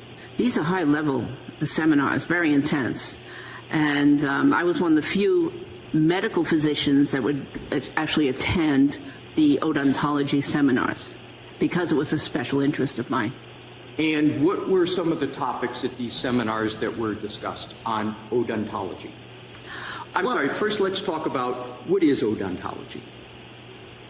I think it's the study of human dentition, or dentition in general, I believe. I don't know. And so it can be, it's the study of, back to the seminars. Describe what occurred at these seminars. Yes, at the LA Coroner's Office, there would be a lecture every year about, every year, regarding forensic odontology and bite wounds, bite wounds on humans. At the American Academy of Forensic Science, those were very interesting seminars in which the specific cases were discussed by the board-certified forensic odontologists, and principles of bite marks identification was discussed. Did those seminars involve the topic of dog-inflicted wounds? Not primarily. Was there any discussion of dog-inflicted wounds at those seminars? At some of the seminars, if dog-inflicted wounds were discussed, it was just in means of distinguishing, a human bite versus a dog bite. You've mentioned Dr. Vale's name a couple of times. Did you ever work in any capacity with Dr. Vale? Yes, he was the forensic odontologist for the Los Angeles County Coroner's Medical Examiner's Office. Did you ever consult with or for him? Yes. Describe that. Well, he had a case where there was, it was a dog bite case, and I don't know a lot of the details, but he called me up and wanted to discuss the case and specifically some features of dog bites and treatment. And was he looking for information from you, or was he just reporting to you his views? No, he was looking for information. And what type of information did you provide generally? I can't really say. But it was the topic. Again, the topic was dog bites. Yep. Let's now move on to a different topic. Do you have experience providing treatment to individuals involved in motor vehicle accidents? Many, many hundreds. Describe the many, many hundreds of experiences you have involving motor vehicle accidents. Well, it's difficult because there were so many. I worked at a level 1 trauma center, which was right next to some major roads and major freeways. So vehicle accidents were very commonplace. But the victims would range from mildly injured to comatose and dead. A wide range, a lot of injuries, bodily injuries, head injuries. Wide range of injuries, and that's pretty much it. I know what I was going to say. Some of those victims were actually hit by a car. They weren't just motor vehicle collisions. They were actually struck by a car. That's what I wanted to get to. So before we get to the specific of which you just mentioned, struck by a car, you've described today a variety of your roles from an EMT, police officer, etc. For each one, could you just tell whether or not getting into details, whether or not you observed and treated a human involved in a motor vehicle accident? As an EMT, yes, I did. As an emergency physician, yes, I did. As a forensic pathologist, no, I didn't treat anybody, but I certainly examined them and took very detailed notes and made some assessments.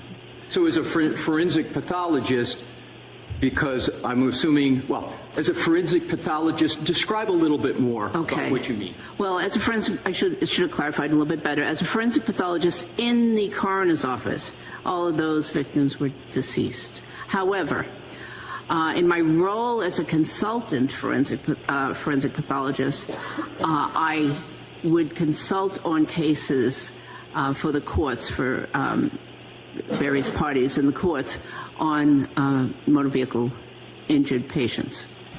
Now let's go to the emergency room. Can you approximate how many patients involved in a motor vehicle accident that you treated?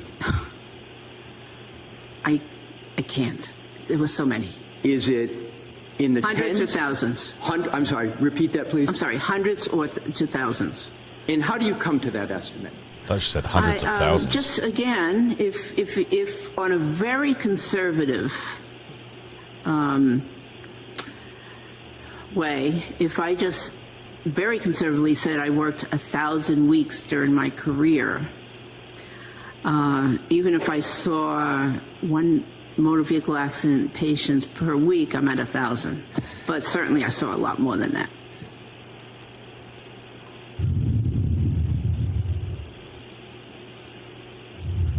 Let's move on to the topic of wound patterns.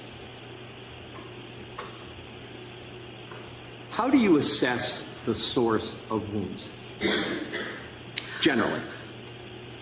Well, I look at the skin, and I try to recognize if there is a pattern that I've seen before, a pattern that I am familiar with, and sometimes in the past I had to compare a pattern to an object, for instance. But yes, wound recognition and pattern recognition are major interests of mine. Is wound pattern recognition a topic that is taught in medical school? In residency, for sure. And what is taught in residency about wound pattern recognition generally? Well, in emergency medicine residency, it's taught to recognize patterns and locations of wounds because the physician has to be able to recognize things like child abuse and elder abuse and domestic violence, which oftentimes are associated with specific patterns of injuries. Is wound pattern recognition considered a standard of care, you used that term earlier today, in the medical profession, in the emergency department? Is that something is wound pattern recognition an area that an emergency room physician is trained in? Yes. And how frequently, in your experience as an emergency room physician, do you exercise pattern wound recognition? I can't tell. Is it frequent or infrequent? Oh, frequent. Why is assessing the source of bite wounds, well, let me go backwards. Is assessing bite wounds important in the practice of medicine in the emergency department? Is assessing the source of bite wounds? Is it important? Yes, it is very. Why? Well, because different types of bite wounds are treated differently. Does the assessment affect the care and treatment that the patient is going to receive? Yes. How? Okay. Well, certain bite wounds are prone to certain infections. So dog wounds are prone to certain infections, cat wounds, various other animals that inflict wounds cause infections. And the infections can differ from the inflicting animal. Additionally, so there are bacterial infections. There are also viral infections, such as rabies. So, for instance, some types of wounds... I'm going to turn this down just for a minute and explain this question. Will require... The reason why this is important, defense wants this expert in because she will say that the wounds that he had on his arm were caused by a dog. Sorry, Judge Cedric's in the background, so is Judge Boyd. Were caused by a dog. The state is saying those wounds were caused by the impact of the tail light and where it broke. If they were caused by a dog, it takes away from the state saying, and here's the proof that's where he got hit. And so it just takes a big chunk out of the state's case if they say those are dog bites. Language barrier, or sometimes with a child will have a bite. What? I don't know what. I said state instead of Commonwealth. It's a child, so yes. But it's a state. They just call themselves a Commonwealth. Are there any other circumstances, any other categories that you have to determine the source of the wound, say where you might have a legal responsibility to make a judgment on the source of the wound? I'm not sure I understand the question. In terms of circumstances where you have to determine the source of the wound, are there any other examples where you've determined the source of the wound, sort of categories of people, certain types of victims that you've seen and had to make an assessment? Are you talking about bite wounds? No, just a wound in general. Well, yes. So wound pattern is the topic. So yes. With regard to wound patterns. Okay. Well, yes. So it's important for an emergency physician, for instance, to recognize patterns because sometimes the victims themselves will attempt to mislead the doctor. For instance, it's not uncommon for parents or I should say caretakers or domestic violence victims to give a different story in the emergency department than the true story of how an injury was sustained. And I'm a mandated reporter. Emergency physicians are mandated reporters, so we have to be on the lookout for certain injury patterns. Are you familiar with the term posterior surface? Yes. And specifically with regard to a limb, upper body limb and arm, what is the posterior surface? So the posterior surface is the back of the individual. And hold up your arm and demonstrate what you mean when you say posterior. But first, let me just explain that the anatomic labels are given to the human body, or have been given in the past to the human body, in reference to what they call the standard anatomical position, which is with the person standing upright and their arms down at their side. So anything in the front is called anterior, anything in the back is called posterior, which means that the posterior of the arm is actually here. Because even though it doesn't look like it might be a posterior to somebody, it's actually anatomically the posterior of the arm. So it's this surface right here. And so that's what is meant by the posterior of the arm. What can, and have you observed wounds on the posterior surface of an arm in your career? Oh, that's highly indicative of defense wounds. What do you mean it's highly indicative of defense wounds? Well, we're taught in both emergency medicine and forensic pathology that if there are wounds to that area of the arm, it may be because the person or victim sustaining the injuries was trying to protect themselves, and so they brought the arm up to protect their face, their head, their neck, chest area, and so the wounds to this area, the posterior of the arm, are often defensive wounds. What is your experience with defensive wounds to the posterior location of the arm? I have a lot of experience with that. Describe that.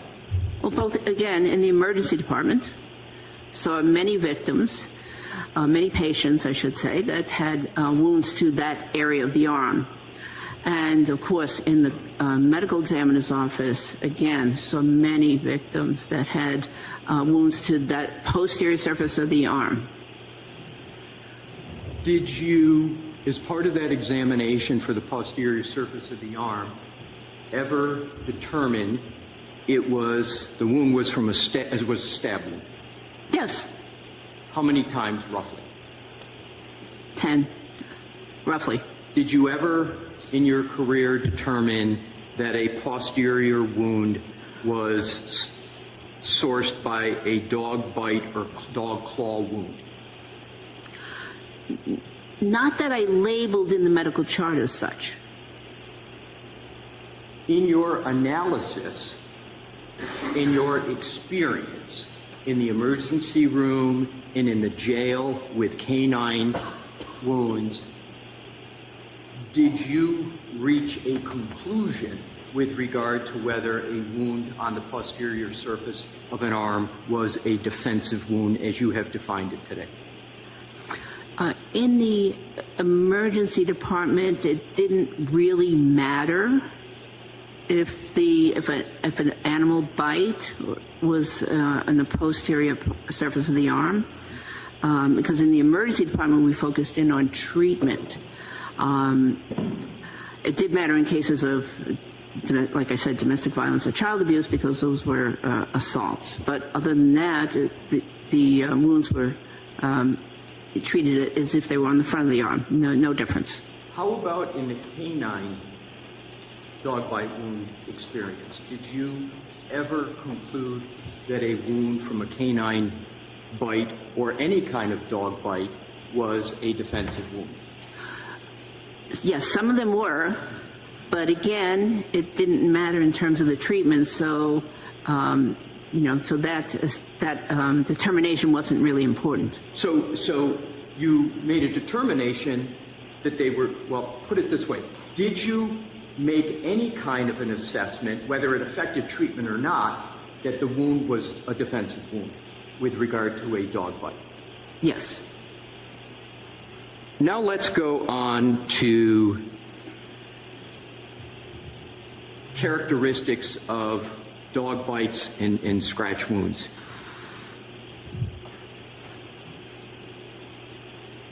Do you know approximately how many dog bite wounds present to the emergency room in the United States on an annual basis?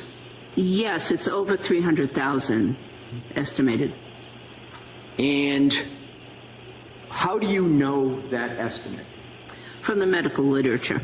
And is that medical literature you have read and are aware of? Yes. Which medical specialty, do you know what I mean by medical specialty? Yes. Which medical specialty sees the most dog bite inflicted wounds? Well, I believe it's the emergency physician because we're the gatekeepers, so to speak. Do you have a conclusion whether emergency room physicians have more exposure to and familiarity with dog bites than other specialists? Objection. Ask it differently. Thank you.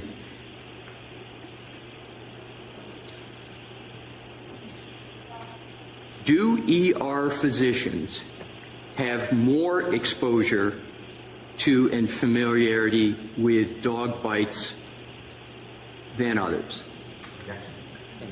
Yeah, sustain for the same reason, but I'll give you a minute to think about how to ask it. Thank you. Judge says that was a bad question. Try harder. Which medical specialty has the most exposure? Well, let me conclude it this way. In terms of the presentation of dog bite wounds in the emergency room, are emergency room physicians trained to recognize and treat dog-inflicted wounds on humans? Yes, it's a common presentation in the emergency department. Describe the difference. Let's say veterinarians. Well, do you know the difference between a civilian dog bite and a canine dog bite? I believe I do. Describe it.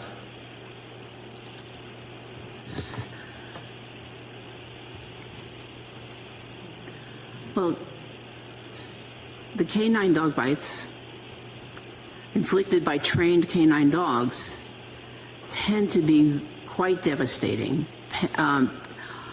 Puncture wounds with tearing lacerations, very big wounds causing injury to muscle, connective tissue underneath, even blood vessels at times. They oftentimes require admission to the hospital and extensive intravenous antibiotics. As opposed to the canine, the civilian, what I call the civilian dog bites, which typically are just scratches or, I shouldn't say scratches, abrasions or small puncture wounds, and require maybe a little bit of irrigation and a tetanus shot and outpatient treatment. Dr. Russell, you've been gracious and patient with my questions. Do you need a break for any reason, and subject to the court's permission? So I was going to go just a little bit further, if we could, like 15 minutes. But I can't see Dr. Russell from where I am. I'm okay. I'm okay. Can you go 15 more minutes? I could. Okay. Yeah. Thank you. Let's move on to the topic of dental features of dogs. Do you have knowledge of the dental features of dogs? Yes. Describe that knowledge. Well, I have knowledge of the numbers and configuration of the teeth, the shape of the jaw. And can you describe generally that knowledge? Generally, yes. So the shape varies depending on the breed, but generally there are 42 teeth in the canine mouth, and a certain number on the top, a certain number down below, 20 on top, 22 below. And does that knowledge source from your medical? I was just thinking all dog bites, because dogs bite other dogs. So I thought veterinarians would see more dog bites than anyone else. Or does it source from the literature, or both? Both.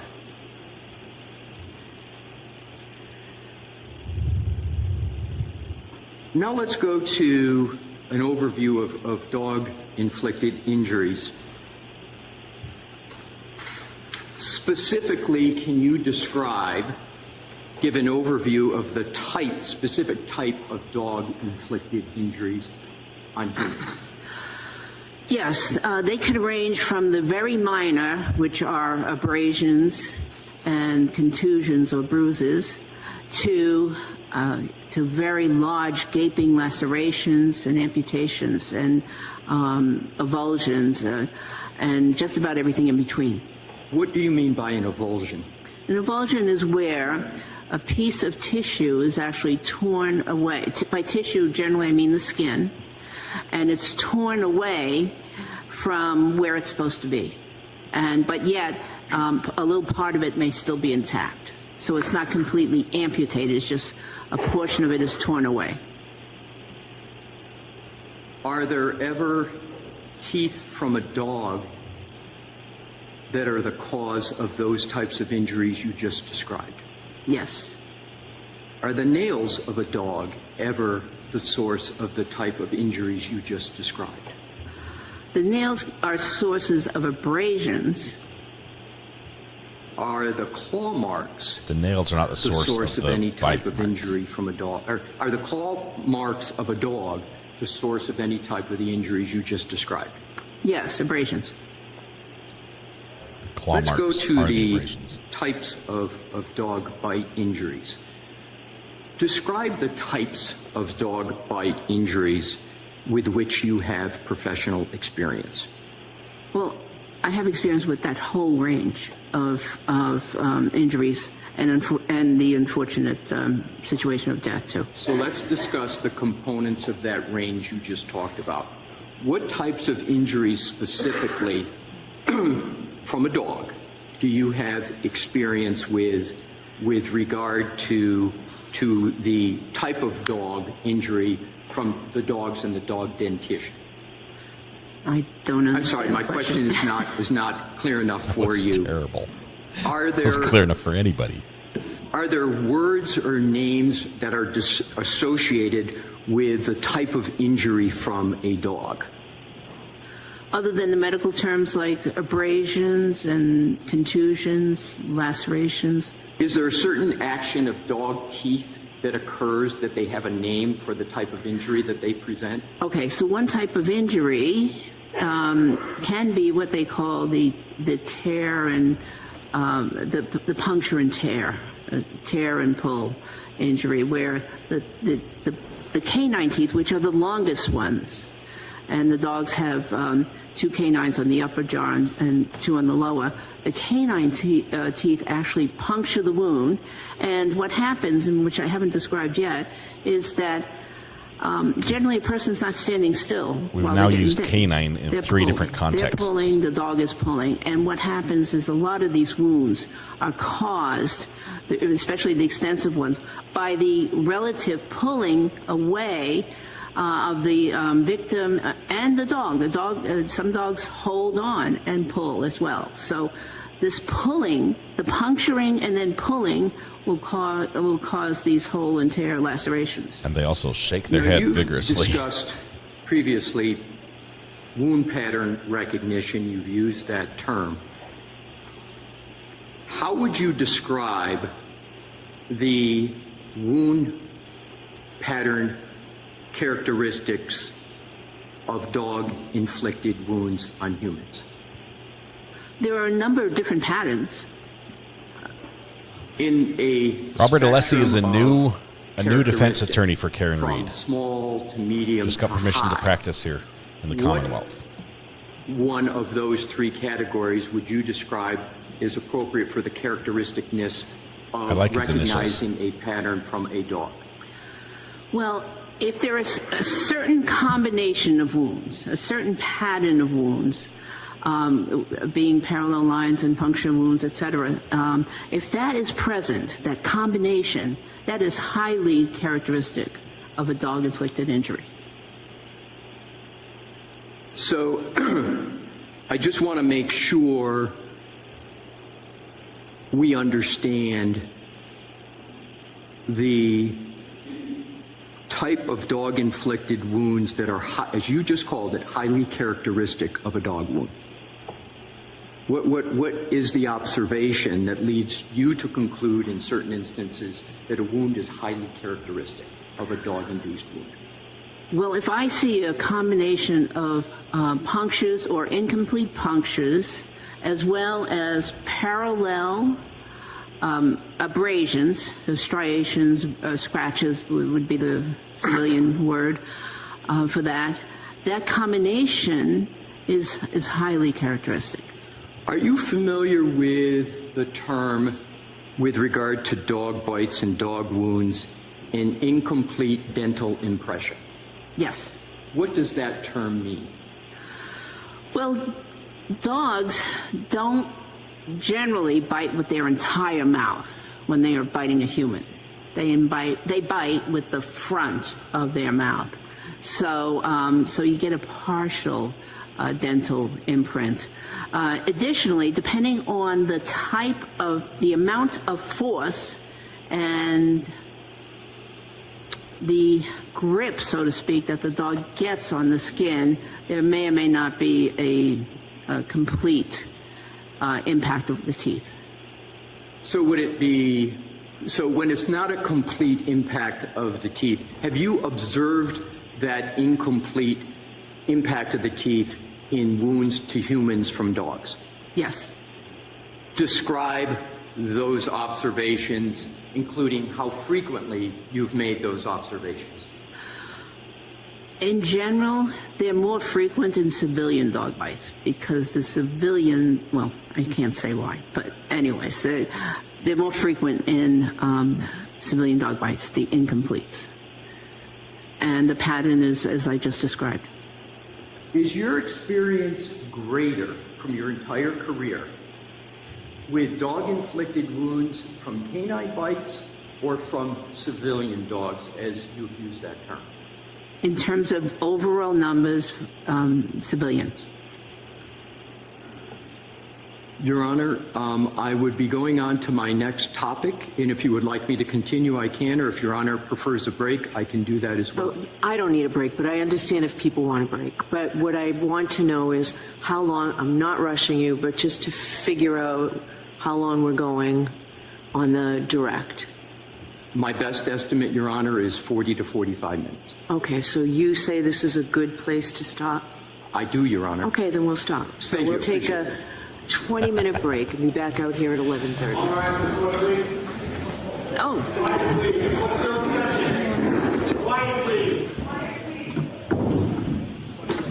What was that? Break does not mean talk, people. Break means wait till the judge leaves, then talk.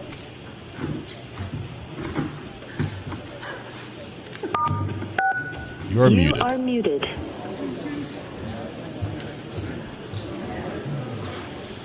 Okay, so I'm keeping an eye on Judge Cedric Simpson, where we might have a pro se defendant who's supposed to be in court today, but I can't see him in the courtroom. Josh is watching that for us as well. He might be a no-show bench warrant, maybe? I don't know. Right now, the judge is saying some nice things about a bailiff who served in his court for almost a quarter of a century, who's going to be calling it quits here next week. Judge Boyd, we're keeping an eye on her as well on my phone. I'm watching that because she has an attorney yesterday that the attorney yesterday, I don't know what his name was. I call him Attorney Dan, Lawyer Dan. And because I call him Lawyer Dan, I wrote him a song. The song was, let's switch over here. The song that we wrote for Lawyer Dan is, I consider it a good one. It's a good one. Let's see here. Where'd it go? Library, playlists, songs, public. There we go. Here we go. I've got a new song. I told you I would bring you a new song today, and now's a good time to do it. Yesterday we ended the day by watching this lawyer who did not know when to shut up in front of Judge Boyd, just ripping on him, ripping on her, and even calling her out, saying, "Are you just doing this for the YouTube views?" type thing. So I don't know what the lawyer's name is, and obviously I took some creative liberties in writing the song. The facts do not closely match up to the actual occurrence, so I will give that disclaimer up front so the lawyer doesn't sue me. But we took some creative liberties based on that exchange, and we did come up with this song, which I will play for you now, if everything works properly. Well, This is that the right one? No, that's the wrong one. Hang on. Here we go.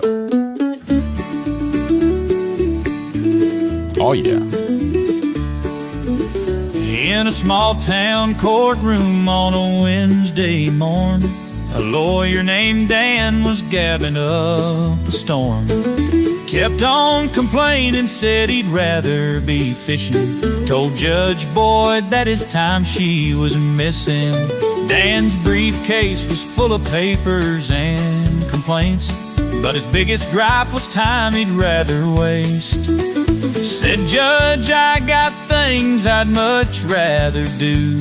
Judge Boyd just sighed and said, well, boo-hoo. Woo-hoo. Oh, Dan the lawyer wouldn't cease his cry. Courtroom echoed with his long-winded whine. Judge Boyd just smiled, she had it all on tape. Uploaded to her channel, Dan's big mistake.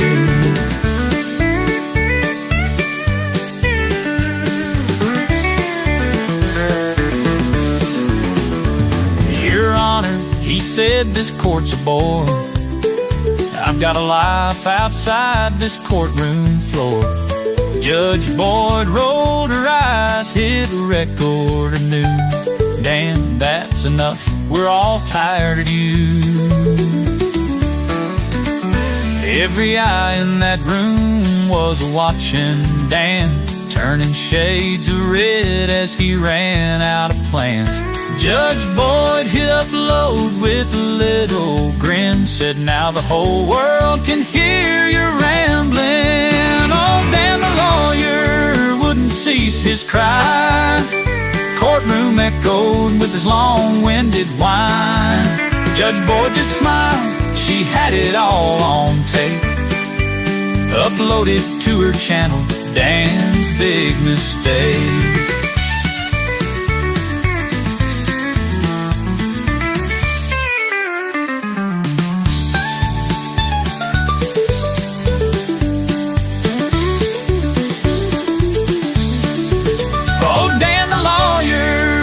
Cease his cry. Courtroom echoed with his long-winded whine.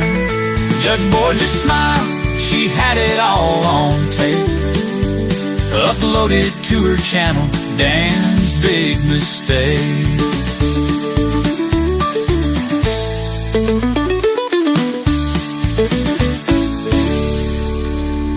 There you have it, Dan's big mistake, the Judge Boyd song, inspired by the occurrences of yesterday morning in her courtroom. Anyway, I tried to make a song about the case we were watching yesterday for Lazo, and it just didn't feel right. It didn't.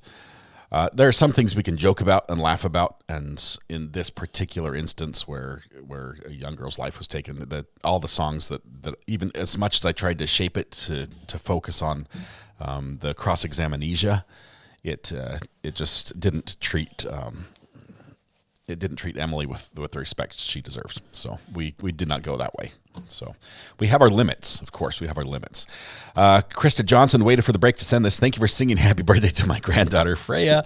Love this community. Enjoy your day, everyone. Thank you very much, Krista. Congratulations on 10 months. Thanks for your support. That song, like the other ones, is currently listed publicly on my Suno channel. So you can see that and a bunch of others. We've got to release the whole album, but there we go. And there's the link that you can get to that, so you can listen to that. All right. I thought the attorney that was disrespectful was on Tuesday, not yesterday. I thought it was Wednesday morning. Might have been the wrong day. I said Wednesday morning as my cue to the AI. That's just one more way I can protect myself from being sued by the lawyer. If I get the date wrong that he was there in court. Clearly, it couldn't be you, sir, because you were on a Tuesday, and I said Wednesday. I hope his name is not Dan as well. We don't want anything to happen there. Don't sue, no channel. Yes. When will we hear the closing arguments for Lazo trial? Well, a couple things are happening right now for Lazo. Number one, this. We have the fire alarm is all that's happening right there. So when they come back, I believe they've been hashing out some details. They've been going through a lot of paperwork. I haven't been following that closely, but it's all outside the presence of the jury. Nothing's going to happen until the jury comes back. The jury will receive some instructions. The jury will then get the closing arguments, probably a few more instructions, and then they go off to deliberate. I have a collaboration scheduled for this afternoon. That will take a little bit of time. So as soon as that's done, probably around 3:30, we're going to jump back in and catch up with what we missed with the jury, who should be showing up around 1:30. So then we're going to pick up on the closing arguments and everything, and hopefully catch up in time to catch the live verdict, which shouldn't take too long. So hopefully we won't miss everything. Oh yes, the playlist is also on the website topmark.media. Thank you very much for that, Amber. Did you pick up your mail from your P.O. box and get your T-Day gift? I picked up the mail. I did not. Let's see what we got. We got Bug Dugger's gift, and we got one from, I believe, Sloth Life, the final part 3 of the treats from Scottish background. I think they were the Spuds. I have to look. Josh, you buffered me. Where did you buffer me? Don't have updates from Thomas yet. He's headed down there right now, so we'll have an update on his cousin if and when if it's something he feels comfortable sharing, and if it's provided for us, we'll get you that as well. But I appreciate continued thoughts and prayers for his cousin, who was in a very, very serious car accident. He sent me pictures of the accident, and the car is unrecognizable. Clearly, completely just demolished from being struck from behind at a great speed, probably with a lot of force. I don't know what vehicle did it. It's like imagine a sedan getting hit at full speed by a semi-truck, rear-ended. That's pretty much what the car looked like to me. Now I don't know any of the facts of the accident itself, but just the remaining space for the driver in the vehicle was frightfully small. So it was very serious injuries that his cousin sustained, and is in the hospital. Got a young family, so prayers for him and Thomas and the whole family there would be appreciated.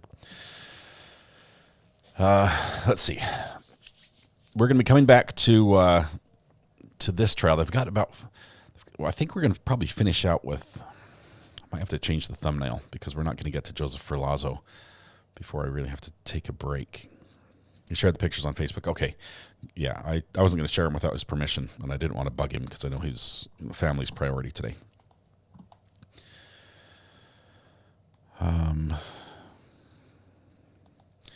Mathis, I've steered clear of the court hopper every single time I bring up part of that case. I have to fight copyright claim issues because someone involved close to that case sold that video to somebody, and they jump all over me. So I'm not going to show anything involving that case. But yeah, I think he got 25 years. The guy who jumped over the bench to try to attack the judge in Las Vegas, which was wild. What is the Facebook? It's right here. If you're joining Facebook, just heads up. You don't just click the join button and expect to be let in. Every bot in the universe clicks that button and expects to be let in. We need you to answer a couple questions. They are not hard, but scroll down, answer all the questions. The last one is, do you agree to follow the rules? If you don't answer them, we cannot let you in. It's a law. It's not a law. It's a rule that we will be abiding by.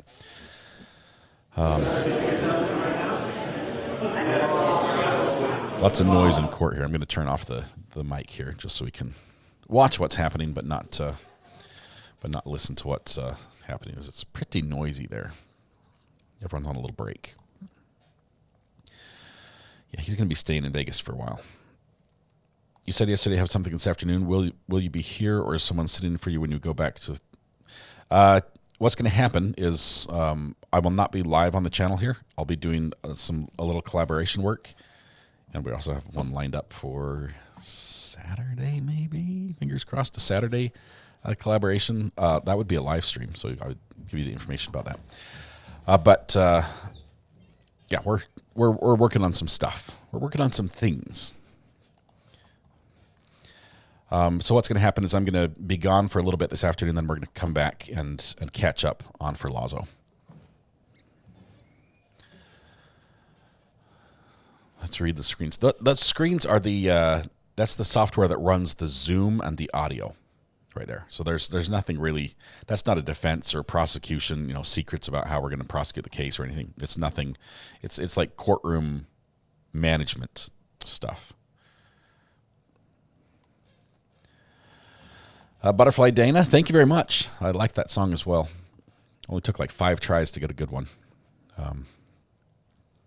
The cross-examination, I really wanted that one to come through, but I might have to do a more general one without some of the facts of the case, because every time I made the song, it wrote the song as the defendant sort of being, this is a valid excuse. I just can't remember anything. And I want it very much to come across as we all know you're lying. So, any settings you would adjust? Yes, I would shorten the judge's bench. Like she's got her little wall around her, protective wall. Nobody can jump that. It's way too high. I would shorten that so she could see the defendant. Is that what you're talking about? Or settings on the Zoom? Yeah, we'll do some overtime this weekend for sure. Yes. Oh my goodness. Paula Mack. Thank you very much, Britta, for reminding us of that. We have, and let me just say this: there are people in this community who have shared with me additional, tragedies that have occurred in their lives, that they're going through or they're facing, that just, I don't know how to say this. They wanted to share it, but not publicly. Sometimes it just helps to tell someone. And I've had several people come to me and say, don't share this, but I just want to let you know this is what I'm going through. On screen in chat, you would never know it. These are people that are complimenting people and injecting levity into a heavy situation and providing great insights and things, but personally they're going through some major challenges. I think that's just one more reason to remind each other let's just be nice to each other. Let's if somebody says something that you think is a little bit wrong or you disagree with, before you jump into the worst possible conclusion and attack, realize there are some people going through some really heavy stuff that we would not want to trade places with in an instant. And just be kind and considerate. Give everybody a little grace and space because of that. And also, prayers for those. We would appreciate that as well. Jim Bob, I've been working with the title as well. That has helped me. This is good advice on Suno. I just started doing that a little bit ago. Why are we doing overtime? Because I've got some... I'm trying to be a better neighbor on the YouTubes. I'm trying to be a better neighbor, and so we're gonna hang out with some people. So this Saturday, I'm hopeful if we could work out a good time. Probably during the daytime for me.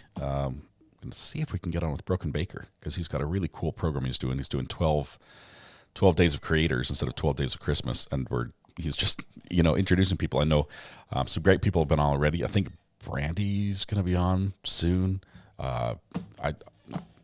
If we can work it out, I'd love to do it this Saturday. Shells, how could it be hugs and healing vibes for all? Yes, really. A lot of us have big things. Pretty much almost everybody is going through something big or has family members that are going through something big right now. So we've got a closer connection to each other than we realize, even if we don't necessarily share those little personal trials and tragedies. All right. Yeah. We're working on it. Hopefully for Saturday.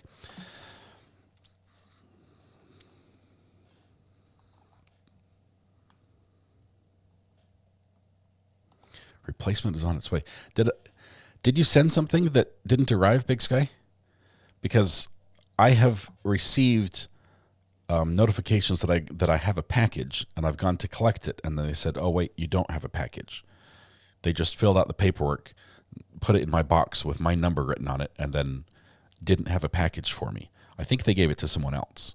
If you got a tracking number, do share, and we'll see if we can track it down that way. What time will we be starting the trial today? Jury comes in at 1:30. I'm not going to be available till about 3, so that's where it's at. We're going to go to lunch here as soon as this one's over, so it'll be good.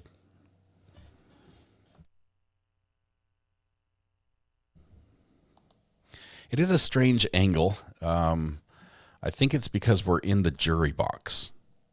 I think the camera was set up in the jury box. I think buffer is broken. Try it again. Try it again. I had the volume off. Buffer me now. Didn't sound right. Sarah T. All I can say is better you than me. I just have to share. I just got selected to run the Chicago Marathon. I've never run a marathon. I think the longest run I did for cross country and training was like 12 miles. I might be able to swing a half marathon if you take me back in time to high school. I did love to run. You know, that whole runner's high thing. It's real. It's real.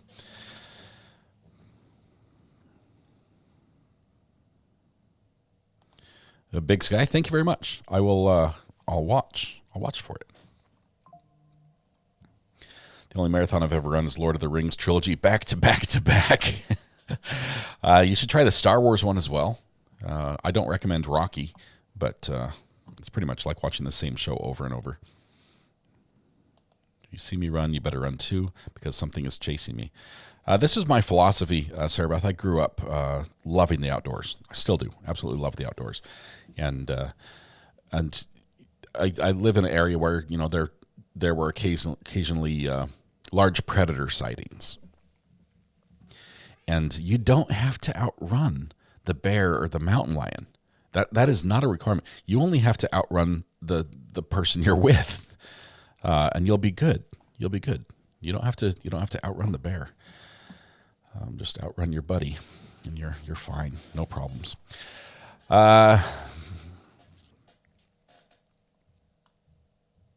What time does Joseph's trial start? It starts at 1:30 Eastern time, Sarah. We're going to be a little late, probably an hour and a half late, and then we'll pick up on a speed watch. We'll watch quickly through the ending here. Okay, let's hear the courtroom banter. See where we're at here. How long of a break did she say? 10, 15 minutes?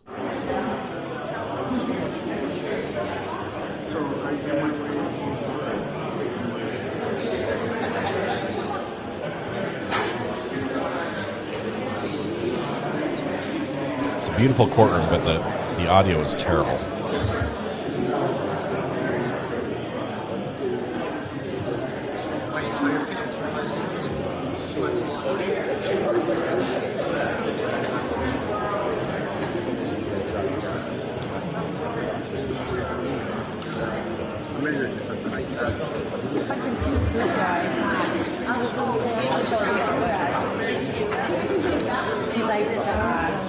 I was coming in there, I was like, oh my God, do I miss that? Yeah. Love hearing all the accents.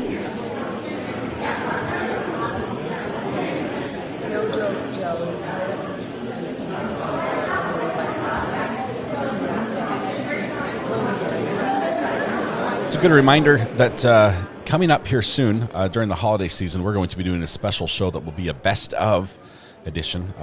My vision for it right now, which I hope to be able to deliver on, is that nominations that are selected will have a short video clip that I will put together for it to remind you of what happened or to replay the funny moment.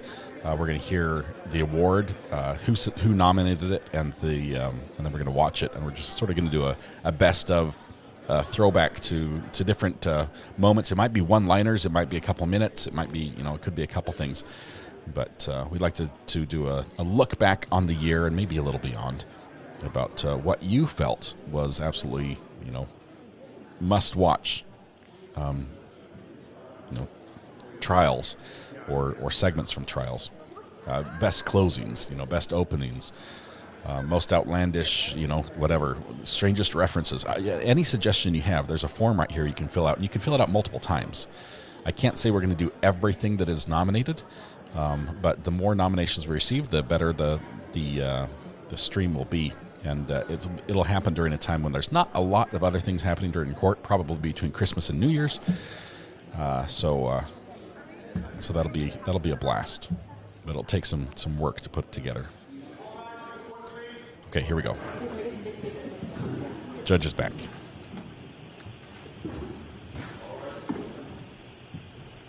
Goes back to session. You may be seated. I will make sure your cell phones are off and put away.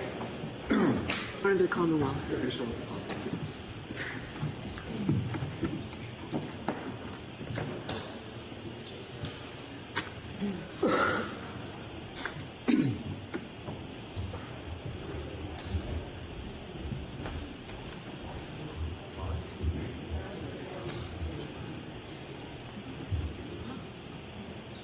Hannah, thank you very much. Appreciate you popping in when you can. That's okay. I didn't realize when I came in. Do you want to wait for co-counsel? I'm sorry? I'm ready. Okay. All right, go right ahead, Mr. Alessi. Thank you, Your Honor. Welcome back, Dr. Russell.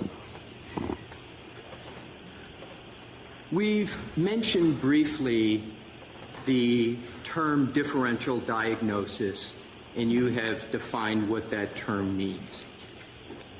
In terms of assessing and treating dog-inflicted human wounds, do you invoke differential diagnosis? Yes. And could you describe how do you invoke the concept of differential diagnosis with respect to assessing and treating dog-inflicted human wounds? With any wound that I see, and with any condition that I see in the emergency department, I usually get an impression, what I think it is, but it's important to think of what else it could be. So you don't focus in on your diagnosis right away or your first impression, because sometimes it's not accurate. And so it's very important to have what we call in medicine a differential diagnosis. This is what I think it is, but Someone this got her is what some it water. could be, and why isn't it this second thing or third thing? The host would like you to unmute your microphone. Jimmy. You can press star. You are unmuted. All right. No, I think you're all set. All set, Mr. Clerk? Yes. Clerk forgot to do that, so people on the Zoom could not hear. How important or unimportant is the application of differential diagnosis with respect to pattern wound recognition regarding dog bites on humans? It's important in a lot of conditions, including pattern wounds and dog bites, because you need to know, or at least I as a physician need to know what it is. What it is I'm going to be looking, what is it that I'm looking at, and what is it that I'm going to be treating? And I need to make sure that I'm not treating the wrong condition. Let's now go to the topic of the materials you have considered in this matter. Without stating what it is, have you been able to form an opinion as to the source and nature of the wounds that were inflicted on the decedent? Here's the meat of the matter, right here. What materials did you consider in forming your opinion? Well, I looked at the appearance of the wounds, and with my training and experience, I took that all into consideration. I did do a differential diagnosis on what those wounds could be. To a degree of medical certainty. Could they be caused by an assault? Could they be caused by a motor vehicle? Could it be caused by, self-inflicted? I went through that whole differential before I came to my conclusion. Did you look at any photographs of the decedent from Good Samaritan Hospital? Yes. Did you look at the autopsy report of the decedent? Yes. Did you look at the grand jury testimony of Dr. Scordi Bello? Yes. Did you look at the trial testimony of Dr. Scordi Bello? Yes. Did you look at autopsy photographs of the decedent? Yes. Did you look at the photographs that were taken by the Massachusetts State Police Crime Lab? Yes. Did those photos include a sweatshirt or what's sometimes referred to a hoodie? Yes. And were there photos of that sweatshirt or hoodie that you looked at? Yes. Did you look at a letter from Tracy Kennedy with the town of Canton with a report regarding a German Shepherd owned by Brian Albert? Yes. Did you look at the photographs of dog bites and a certificate of vaccination for Brian Albert's former German Shepherd dog? Yes. Did you look at the forensic DNA testing report by the UC Davis Veterinary Genetics Laboratory? Yes. Did you look at the UC Davis Veterinary Genetic Laboratory case report? Yes. Did you look at a report from a Paul Mikowski, a licensed private investigator, on interviews regarding Brian Albert's German Shepherd dog? Yes.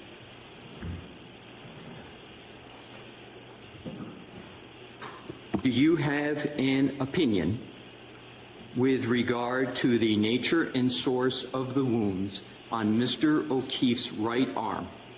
Yes. What is that opinion?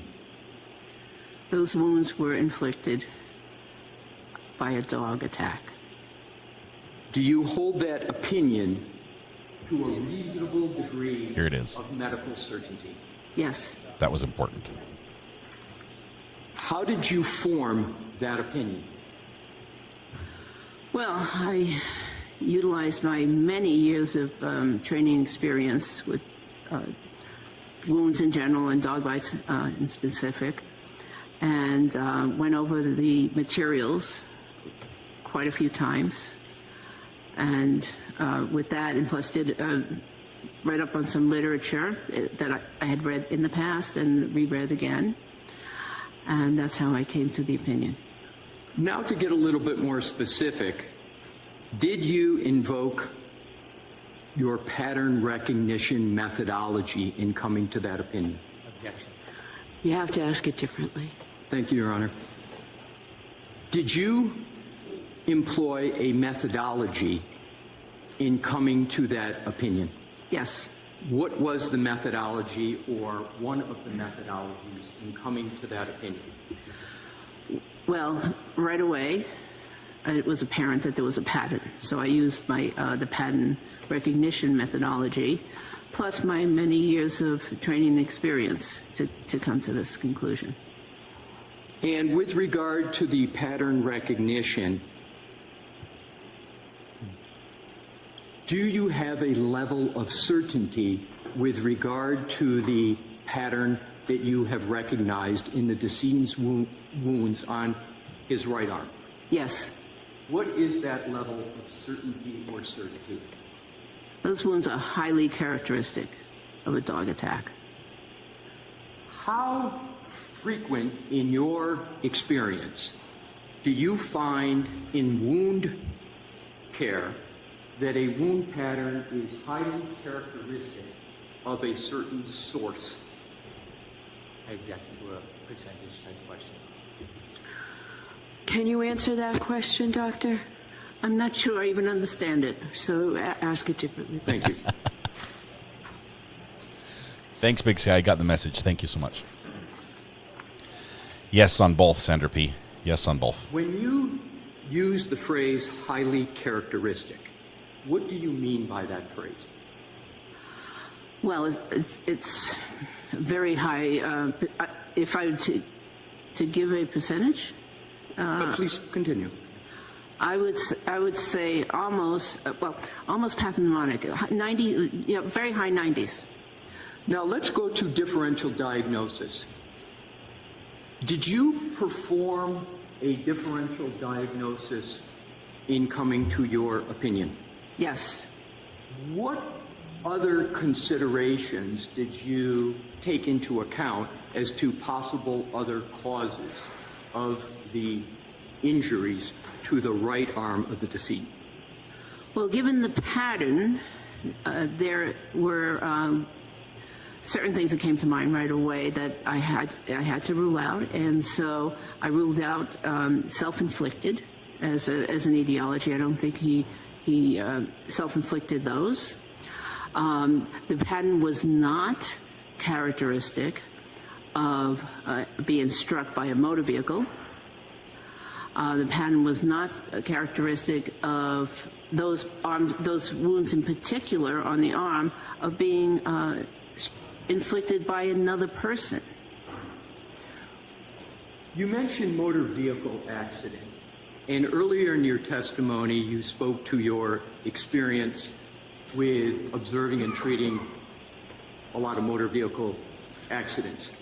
Why did you rule out motor vehicle accident as a potential cause of the injuries to Mr. O'Keefe's right arm? Because he was found outdoors. And what other reasons? Was there anything about the nature of what was presented in what you reviewed with regard to his injuries that caused you to rule out motor vehicle accident? I think I misunderstood the previous question. So, yeah. Yes. So. Let me start over. Yes. Because I am going to take what you said. So let me ask it this way. What caused you to rule out a motor vehicle accident as a cause of the injuries to Mr. O'Keefe's right arm? There were several reasons I ruled it out very quickly. One is that the wounds were not characteristic of anything that I could attribute to a motor vehicle, a certain part of the motor vehicle, the underneath part of the motor vehicle. They were just not characteristic of any particular part of the motor vehicle. Secondly, there were no bruises from the neck down on his body. There was a mark on the hand, which I think I have an explanation for that. Please. Which was not a motor vehicle, but I didn't see any bruises or fractures or other blunt injuries that were characteristic of a person being struck by a motor vehicle.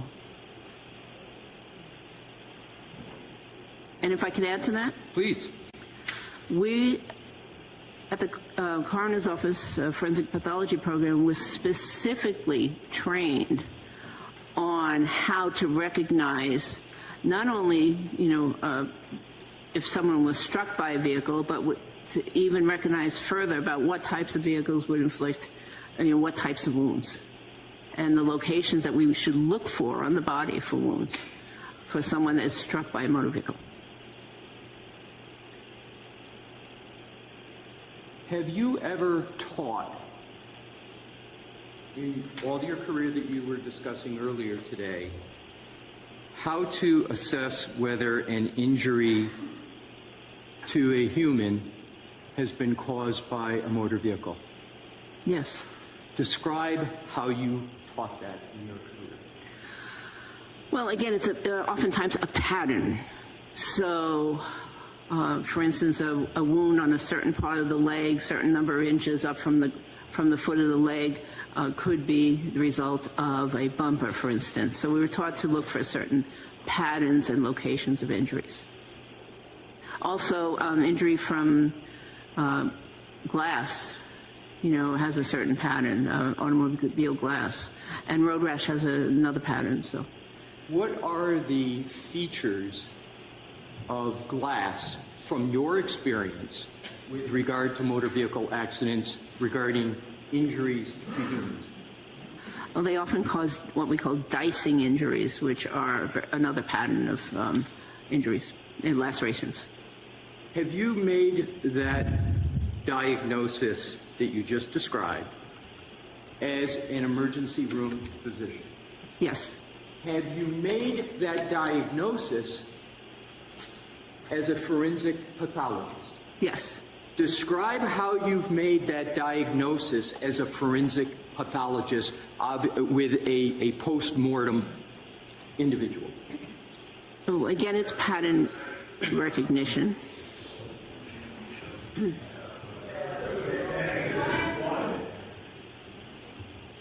One moment, please. Whoa. Somebody getting kicked out of court? Go ahead.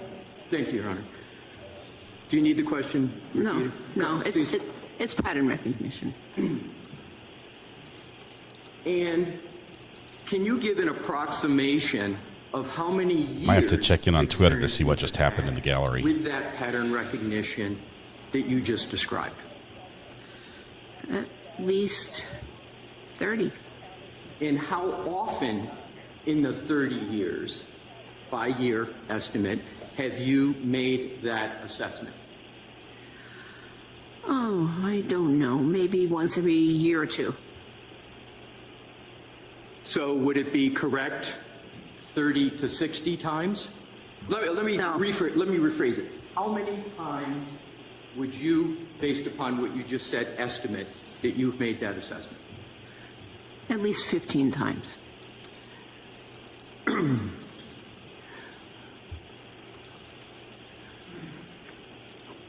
Your Honor, may I approach the witness with exhibits? Sure, just show counsel what you're showing. Counsel has all the exhibits. If I could just tell Mr. Yes, you can approach. Just show it out as you walk up. Thank you. Yes.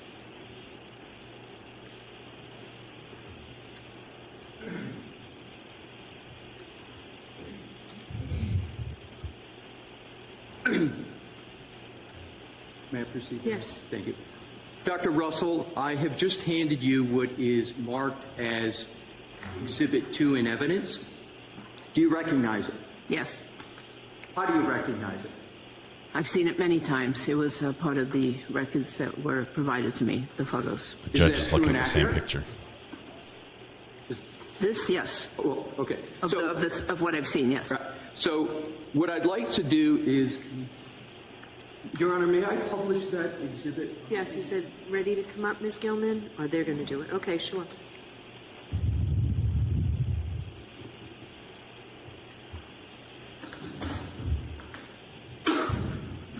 No, I don't want to. I want 4 pairs. All right, so okay. I just want to make sure we have, because Mr. Brennan. Yeah, the numbers seem to be different. So, Diane, I'm going to need from you the list of. So, what is this?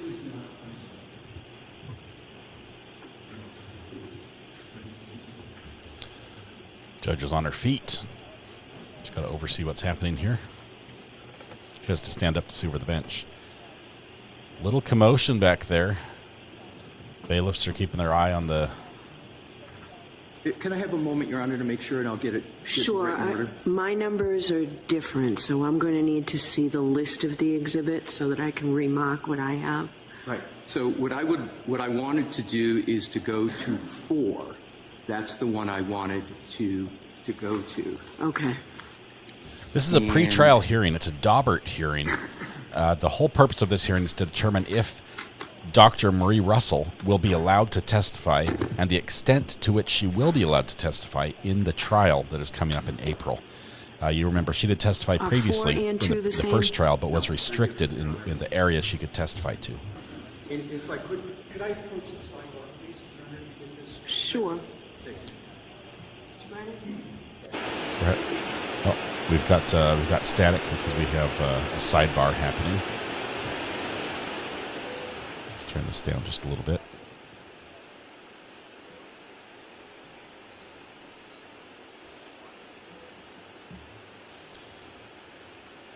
Yes, a lot of the regular players in the courtroom, as far as the gallery, have been present, including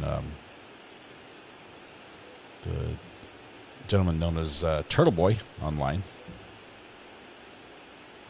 Not sure if he's here right now. He was wearing a suit jacket over a T-shirt that had some sort of logos on it. We saw him the first time.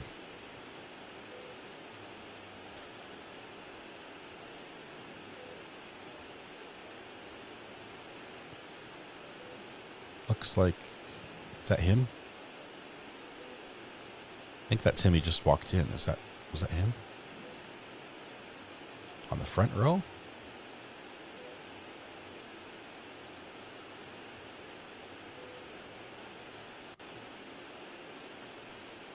No, that's her brother.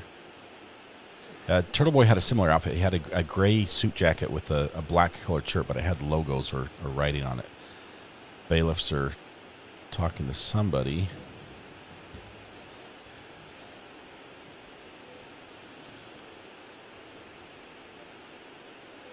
The bailiffs look actively involved in something right now. I'm not sure exactly what.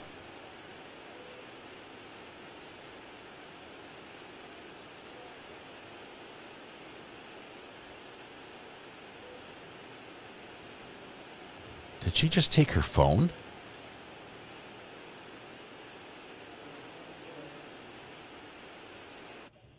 So for purposes of Did she just take her phone? We're now going to look at what's been marked as Exhibit 5. That's correct, Your Honor. Okay. And I appreciate Mr. Brennan's cooperation in getting to this point.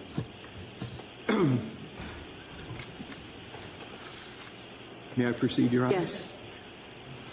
Dr. Russell, do you recognize what is now depicted on the TV screen, which is marked as Exhibit 5? Yes, How do you recognize it? because I see a very distinct pattern of wounds. And have you reviewed this exact photograph before? Yes. Many times. You have mentioned the various types before characteristics you called highly characteristics of a dog wound and dog-inflicted wound. What I would like you to do, please, do you have a pointer? I do. Can you please test to make sure it works? Yes.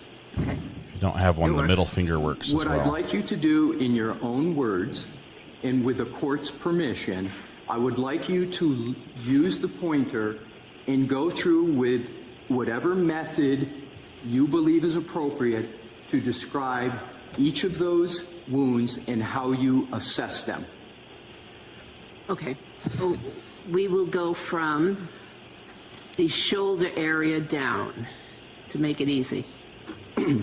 So, first of all, the overall impression is there's numerous abrasions and that they have a pattern to them.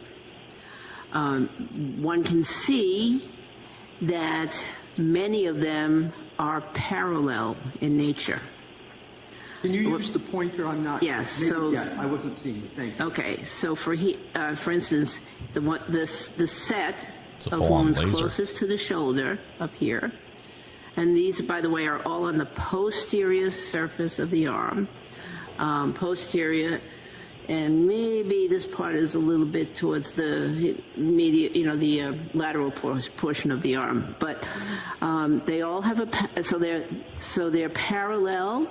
They're linear, meaning they look like a line, or they're not round. Or these are at least are not round, and so these. Do you want me my interpretation, or do you want me to just describe? Just stick with those. And what I'd like you to do is you've described them. You said linear, etc. Have you completed your description of them before you get to how you reached a conclusion as to the source of that area you just did a circle around? Have you completed your description of them? Yes, I've completed my description. How I came to the conclusion involves all of them. Okay, so now let's then move, before you get to a conclusion, let's move to, in whatever manner you would like, the next wounds and how you assessed those. Okay. So, and by the way, on this first set, there's a very, very faint linear abrasion between these two prominent linear abrasions. Okay. Proceeding down the arm towards the elbow, we have another set of wounds, which consist of parallel abrasions. This time it looks like there's two in the more anterior portion of that lateral aspect of the arm, and then another linear abrasion down below here, as well as a superficial punctate or round tiny lesion below it. What do you mean by punctate? Punctate, I mean small and round.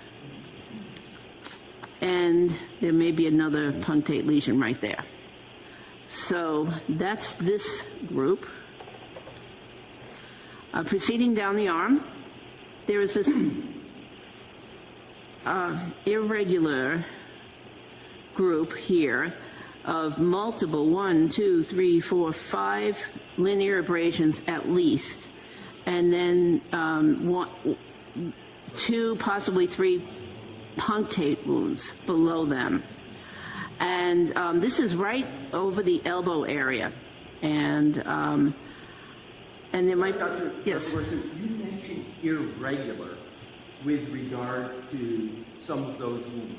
Why do you describe them as irregular? And is there any significance to them being irregular?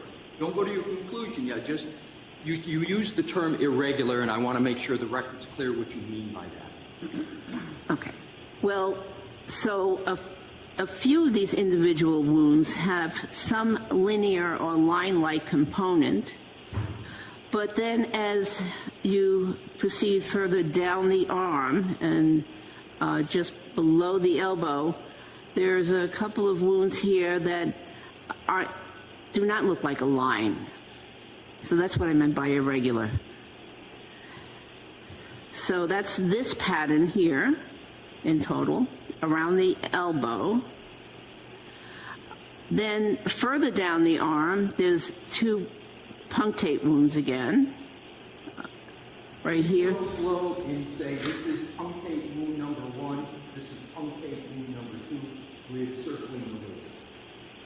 Okay, here's one, punctate wound number 1, and here is number 2. Why is each of those a punctate wound? Because they look to have a slightly different shape. Oh, very good question. Because there was movement. There was movement of the either the dog or the the inflicting teeth. Either the dog or the victim. There was movement. Please proceed. Okay. Then there is this group, which are again irregular, because I'm calling them irregular because they're not shaped like a line. And it appears that there's also some what we call movement artifact on those. When you mention irregular, does that mean it's uncharacteristic or characteristic of a dog inflicting wound? It means neither of those. Good, thank you. Okay. And then finally, the furthest down the arm is this grouping of linear, I'm going to call them linear because they're line-like, but so linear abrasions, which appear to have a somewhat semicircular appearance, a configuration, and the direction is slightly different the angle of these linear lacerations are just ever so slightly different than the ones above the elbow. Is there a medical term that is used to describe the location of those wounds that you just spoke about? So they're on the posterior forearm. And is there a medical term for the forearm location down here? Or is it just, you just refer to it as a location? No special location? Not that I'm aware of. Okay, so please continue. So those are the wounds of the arm, which is above the elbow, and the forearm, which is below the elbow.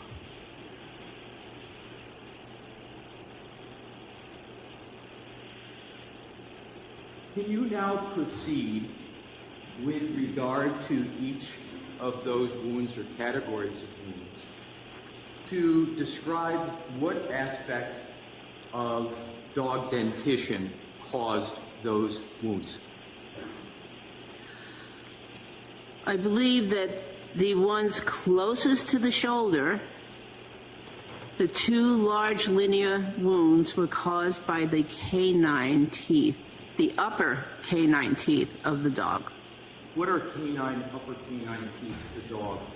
Well, the canine teeth are the ones that seem to be most prominent when you look at a dog's mouth. They're triangular, the sort of triangular shape. We humans also have canine teeth. Okay. But they are the teeth that, for the most part, grab onto an object. Please proceed to the rest in terms of describing the dog dentition with regard to each wound. I'm not sure exactly what teeth made these. They could, one of them could, one set of these could be canine, one part of this, and then an adjacent incisor tooth, but I'm not sure on the second set. So this is the set that's just above the elbow. However, what is interesting and certain is that there's an upper set and a lower set. So this mark was an upper tooth, this is a lower tooth. So even though you may not be able to identify the specific aspect of the dog dentition, you're able to identify that it is from some aspect of the dog dentition. Is that what you're saying? Yes. Please proceed. This one this is the most complicated one, because I believe that this set here is, I believe that those linear wounds and the irregular wounds are from upper teeth, and the punctate wounds are punctures or incomplete punctures from lower teeth. And the reason this whole configuration looks irregular is because the elbow may have been in a different position than it is in this photograph. What do you mean by a different position? Describe it using your own forearm with the court's permission. Okay. Well, the elbow was... Sorry, Your Honor, this is for the court. Can you see it here, or would you prefer she stands up? It's better if you stand. Oh, okay. Well, you know what? I'll come to you. You stay. Go ahead. Show me. Okay. So you. Oh. Yeah, I would like you to describe what you just meant of the location you believe the decedent's arm was in when those wounds were suffered. Please stand up. Thank you. Hold on.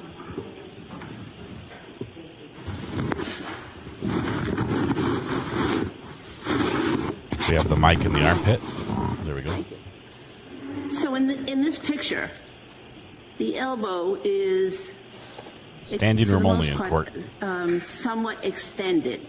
It's not bent as much as it could be, and it is not bent as it was likely as he was protecting himself from the wounds. So you're saying, just so we understand, I'm going to strike that. Just describe the placement of the arm. Okay. Well, so the elbow bends, as we all know. And so the Hang on. skin of the elbow Okay, I'm with you. is in a different location depending on whether the elbow is bent or not. So anything that's inflicted will depend on the position that the elbow was in when it was inflicted. I hope that clarified it. Okay? Yep, please proceed. Okay. So this is one set, the ones around the elbow. Just don't go to sit down because Then they took your chair. there is, going a little further down the arm, there is another set of wounds. The two punctate and the punctate and irregular wounds halfway down the forearm. I'm sorry to interrupt. You may sit down if it's more. Hold on and wait till you choose. Thank you, Your Honor. Oh, yeah. Okay. Thank you. Now bring the mic. There we go. Oh, And then feel finally, close to her. there's That was this really close. area down here, which is the closest to the wrist. And there are at least 3 or 4 parallel abrasions there. And it looks like a punctate wound down here. These, I believe, were inflicted by the front of the arch of the dog. Have you completed your articulation of the assessment of each of the wounds on the arm? I think so. In some of your answers, you said irregular, could be. If you use those terms, It's a are flip you top that she still unscrewed. nonetheless able to conclude whether there is a pattern wound here? Yes. So the individual marks are characteristic of, possibly more than one cause. However, the combination of the overall series of patterns is highly characteristic of a dog inflicted. So are you saying that one specific wound could be indicative of a dog-inflicted wound, but the whole pattern itself is how you reach the conclusion? Objection. Sustained. Describe how you conclude. Well, let me go walk backwards. What do you conclude from the pattern of all of these wounds collectively? These were inflicted by a dog, and this was a dog attack. And why do you say it was a dog attack? Because there are multiple bites here. Do you observe any claw marks with regard to the injuries? It's possible that this set immediately above the elbow could be claw marks. However, I don't think so on further examination because I see some punctate lesions which suggest that those are also teeth.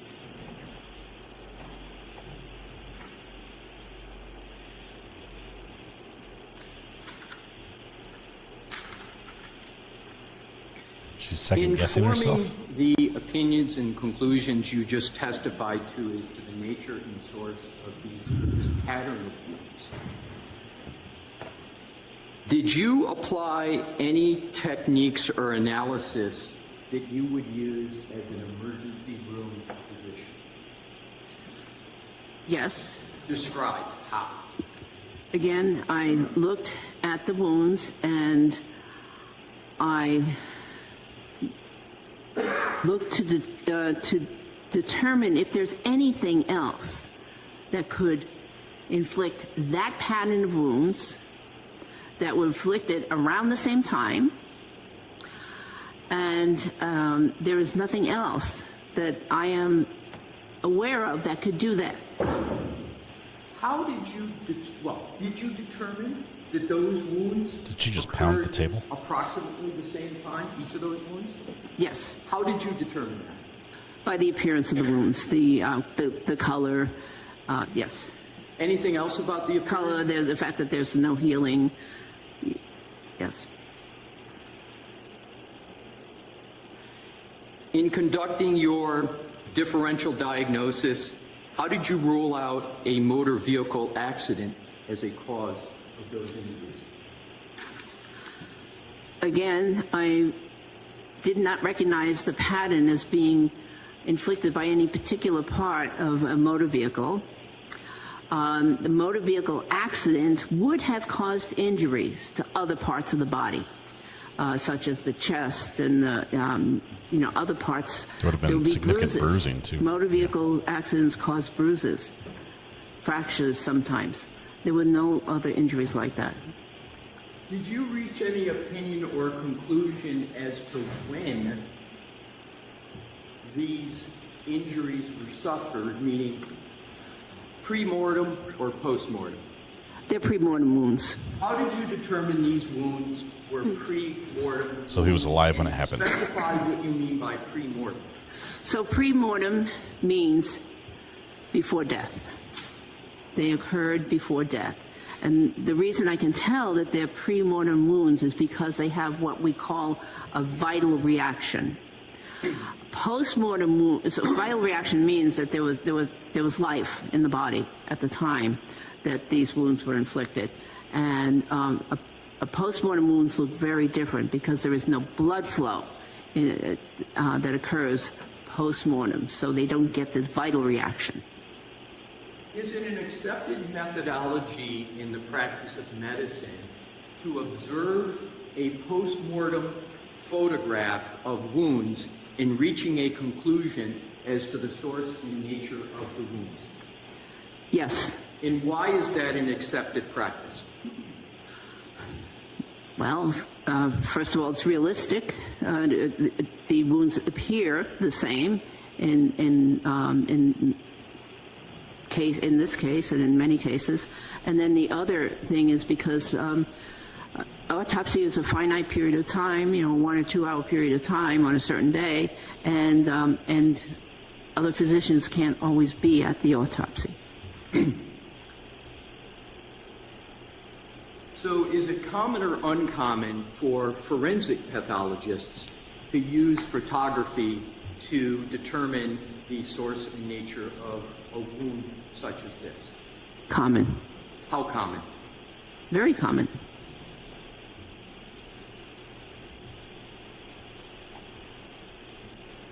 This may seem like an obvious question, but did you use photographs in forming your opinion?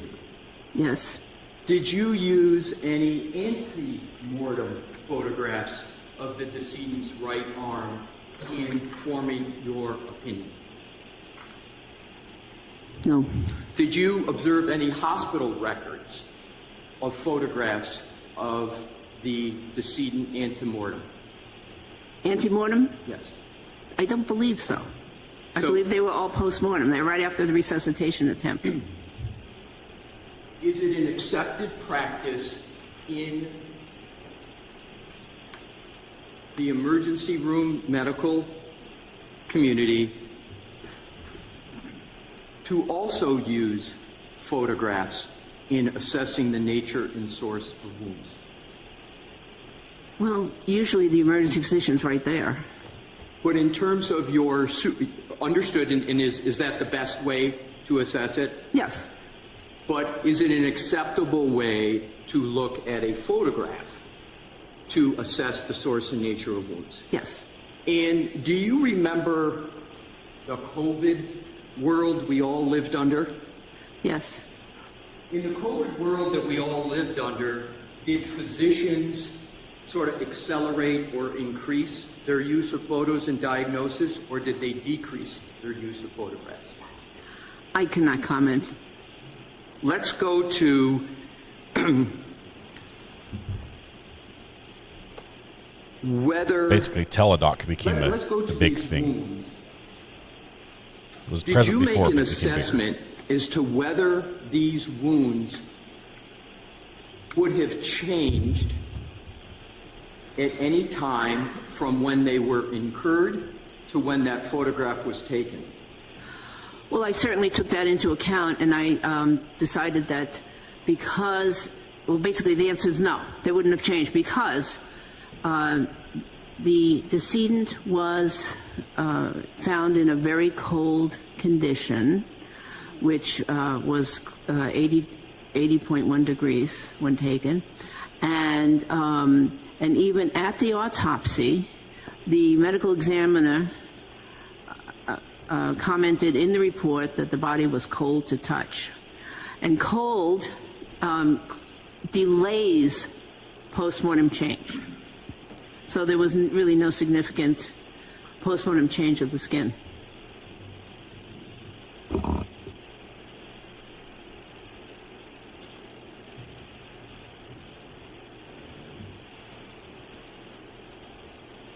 Your Honor, may I approach Ms. Gilman for the next photo to make sure we do this efficiently with Mr. Brennan? Sure. Thank you.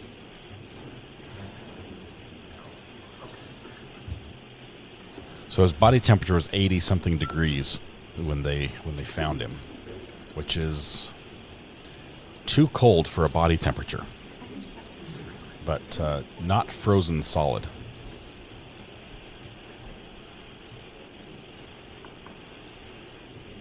Yeah, exactly. Thank you, Mr.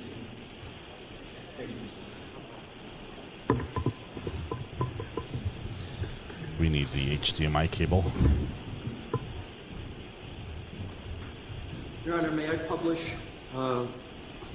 Karen's eyeing the cable. She's like, that's a nice cable. Yes. Thank you, Your Honor. Dr. Russell, do you... You know what? Actually, take it down for just a minute. Oh, that's right. Yes, I'm sorry. Take it down, Ms. Gilman. Thank you. I'll see counsel at that.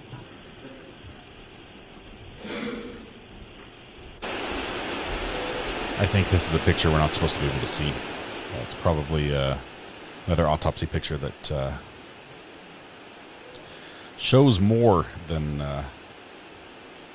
they'd like to show.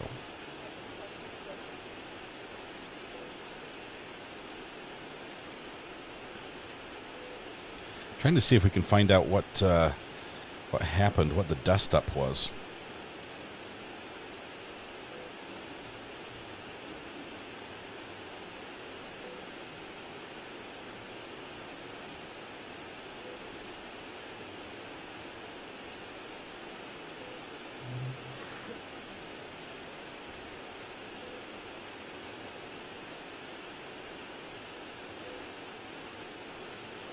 Seeing what it was. If you guys see it, please let me know. There was a little bit of an outburst in the gallery at one point that interrupted the testimony, just briefly.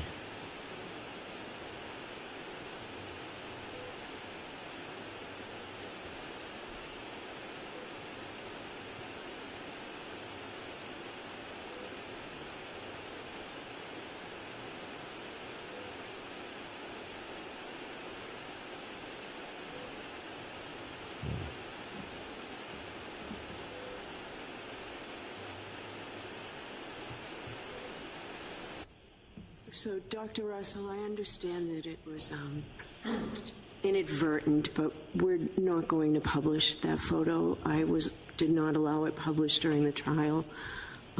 Jurors is one thing, but also the dignity to Mr. O'Keefe. So you can look at the photo.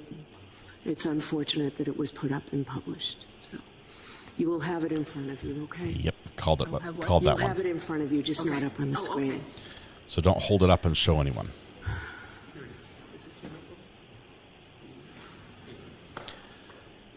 The camera, fortunately, did not pan to it. It could have been a autopsy photos.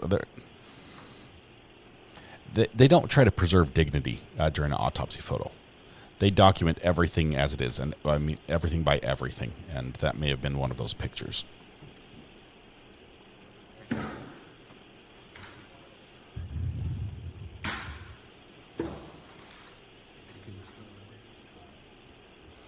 pay extra for a dignified autopsy.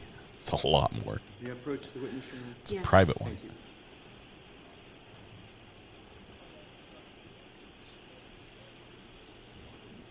I am handing the witness exhibits 3 and 4. Okay.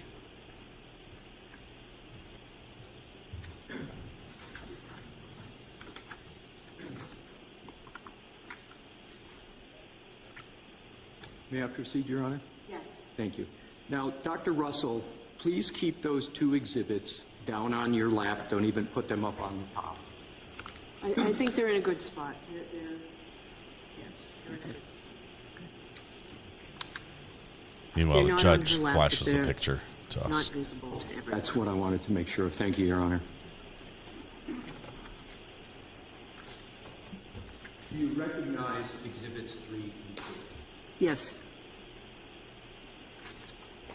Are you able to determine whether exhibits 3 and 4 are antemortem or postmortem? They're postmortem. Is there any way for you to determine by the nature of the linens in that photo whether they're antemortem or postmortem? By the nature of what? The linens under. Oh, the linens?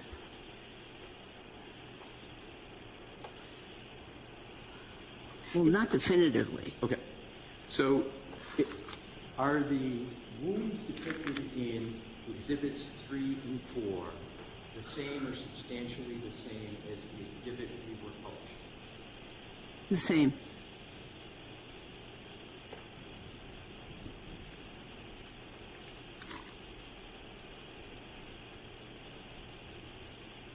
Turtle Boy was not kicked out. He left because he had an appointment. So that's what we're hearing.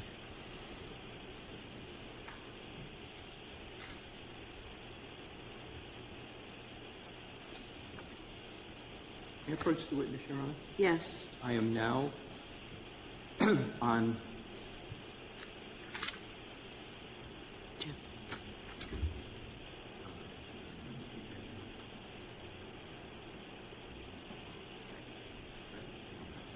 Your Honor, this is exhibit 3, the autopsy report. Just want to make sure. Okay. I have it as 4, but that's okay. They've been renumbered. Okay, so I need that list. Do the list of the exhibits? Your Honor, would have to. Get me the list. Sure, come on over. Bring me the list. Another sidebar.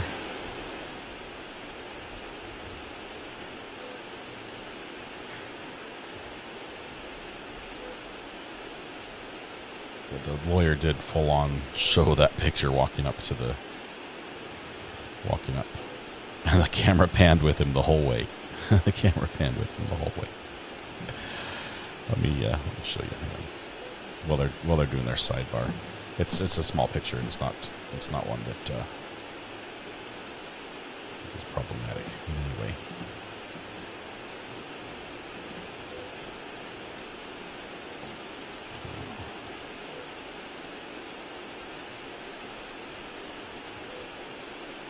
Why do I not have an extra picture?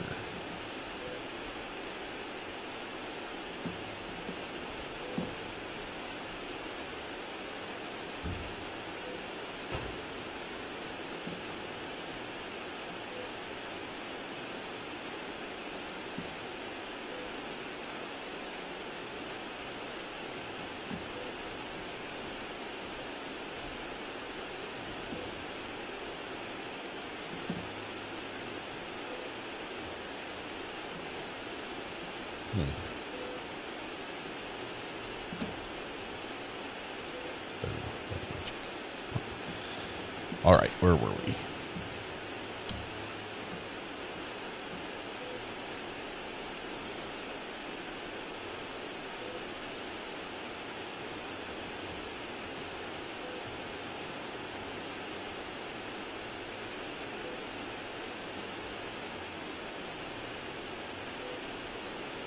Gotta find it again. Hang on.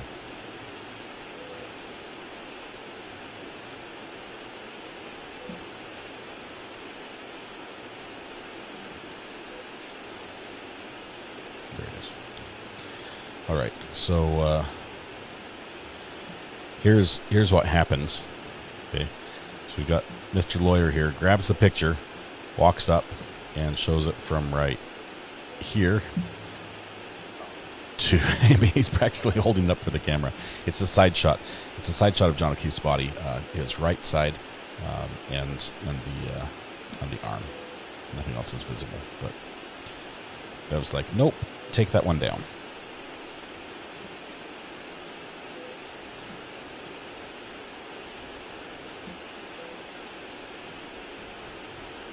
I believe he is wearing sneakers. Possibly Skechers or maybe Heelys. I think he's wearing Heelys.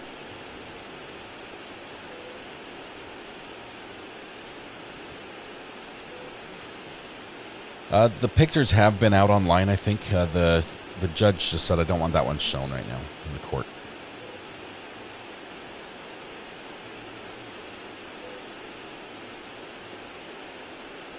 Yeah, they showed it previously. It's out there. That's why it was okay showing it. Are they? I think his tennis shoes are white.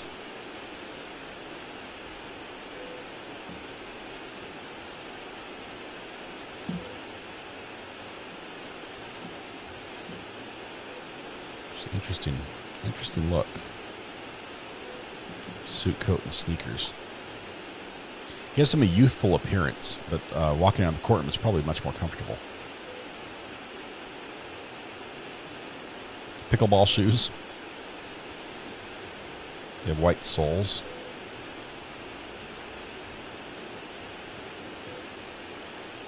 I think Jackson's always been on the case. He had some other business that required him to stay in California. And so he's been on Zoom, I think, for a couple of the hearings. He wasn't present for because he has to fly out for these.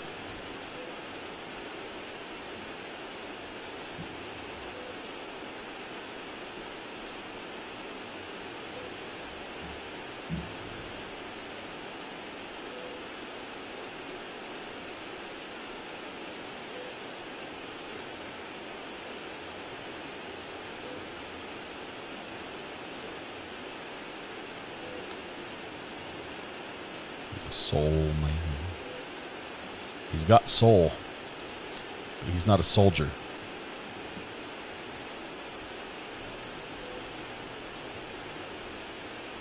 Is it a trend? I think some courts are better at formality than others, especially even in the gallery. When you look at a lot of gallery members, when I went to the ballet the other day, I was nicely reminded that it is an occasion you dress up for. So it's like it's not formal, but it's like Sunday best type thing. It's fancy. Court should be the same. There should be a level of respect and dress up. You don't just show up in whatever you happen to be wearing at the time. I'm not a ballet director.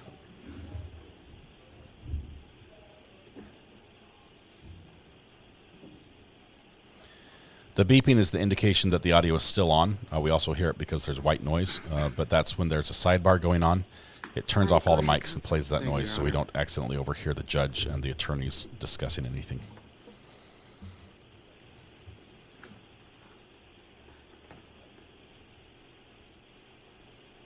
Dr. Russell, in coming to your opinion, did you examine an autopsy report? Yes. May I approach, Your Honor? Yes. And I am approaching with Exhibit 3. Okay. The autopsy report of autopsy. I don't think we need quite the close-ups we've been getting. A cameraman often zoom in like that when they change the view so that they get a good focus on the subject. May I proceed, Your Honor? Because depth of field is a thing. Do you recognize Exhibit 3? Yes. What is it? This is a report of autopsy on Mr. John O'Keefe, medical examiner number 2022-1697. Did you consider that medical examiner's analysis in Exhibit 3 informing your opinion? Yes. And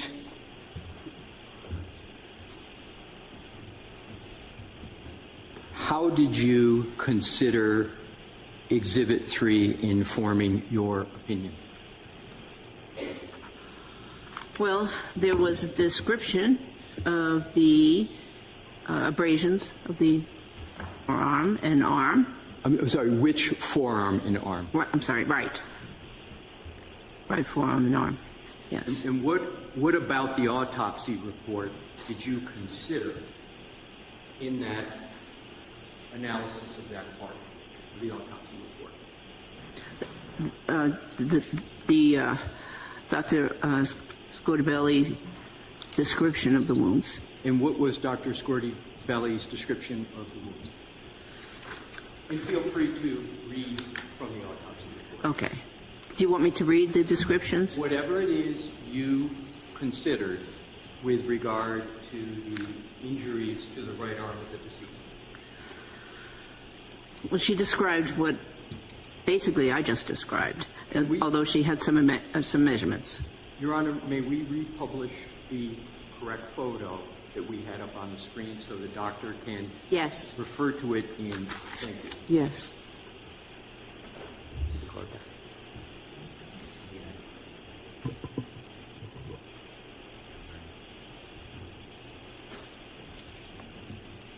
It's going to be number 5.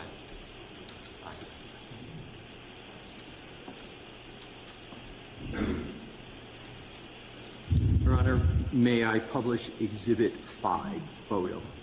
Yes, Ms. Gilman's doing it, I believe.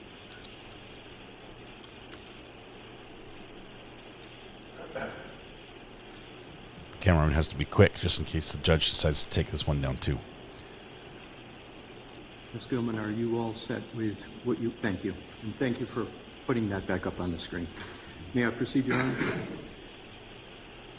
Dr. Russell, in reading from the autopsy report, can you read it and then determine whether there's any relation to what is being discussed in the autopsy report to what is in that photo? Well, the doctor just... I think she was asking her what she based her opinion on the reference to the medical exam report, not to compare it by reading it. And so I have an objection to simply reading through it and trying to interpret what the ME thought. So rephrase your question. Sure. Thank you. Please read from the autopsy report the relevant portions related to Dr. Scortabelli's analysis of the right arm.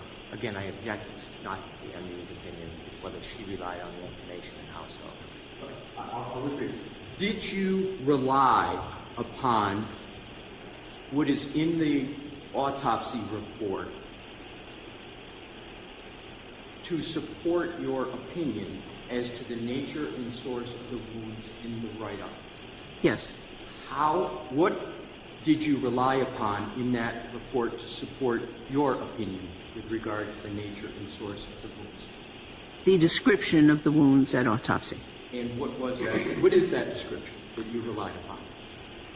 It says here, multiple abrasions from 2 to 3 millimeters and up to 7 centimeters. What page are you on, Doctor? I'm sorry, page 3.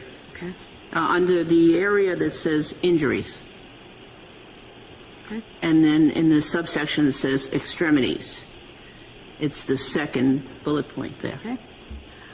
Multiple abrasions from 2 to 3 millimeters and up to 7 centimeters on the posterior right arm and forearm.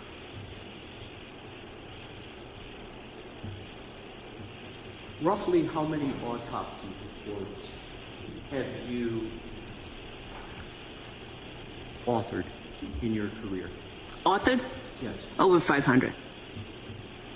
How many autopsy reports that you have not written have you reviewed? At least 100. She doesn't do much reviewing. What conclusions do you reach from that description that you just read with regard to whether that is a description or not of a pattern in the report? Exactly. Yep. So you ask it a little bit differently. Dr. Russell, what do you conclude from reading that section of the autopsy report with regard to the nature of the wounds, the total wounds depicted on what's up on the screen? Well, it substantiated my observation based on the pictures. What is the observation first? And then second, how did it substantiate your observation? I'm not sure I'm understanding the question. Did you, make sure I understood your answer, did you state that that section of the report substantiated your conclusions as to the nature and source of the injuries? It substantiated my observations. And, yes. Okay, what observations did it substantiate? Well, there are, as the doctor wrote, multiple abrasions and in certain measure between 2 and 3 millimeters up to 7 centimeters on the posterior right arm and forearm. That's exactly what I see there. So, is it your judgment that Dr. Scorti-Bello made the same observations of these wounds as you did? Multiple objections. Yeah, the objection sustained. Multiple objections. With regard to sustained.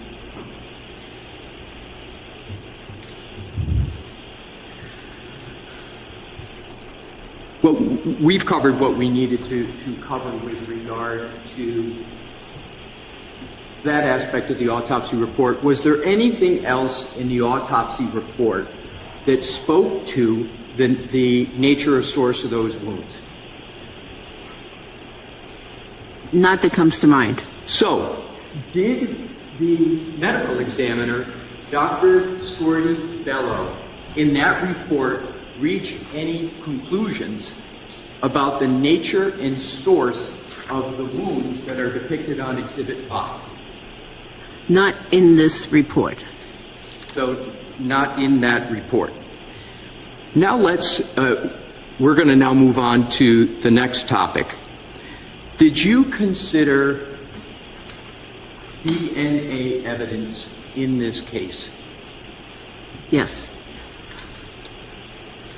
How, if at all, did the DNA, well, what DNA evidence did you consider in this case pertinent to the injuries to the right arm of Mr. O'Keefe? I considered the reports from the UC, University of California, at Davis lab regarding the DNA evidence. What training and experience do you have with regard to DNA evidence? Not very much. With regard to what you, well, describe what your DNA experience is. Well, I'm aware that you have to maintain continuity of evidence, so you have to sample the appropriate area, and then you have to maintain continuity of evidence until that evidence gets to the laboratory for analysis. How do you have experience, training, or knowledge with regard to the topics you just testified to? Well, several ways. One was that I took a course when I was a police officer in crime scene investigation, and that was stressed, continuity of evidence. Secondly, I was sent to a course as the rape officer, the rape investigator, I should say, in the Malden Police Department. I was sent to a course in Brockton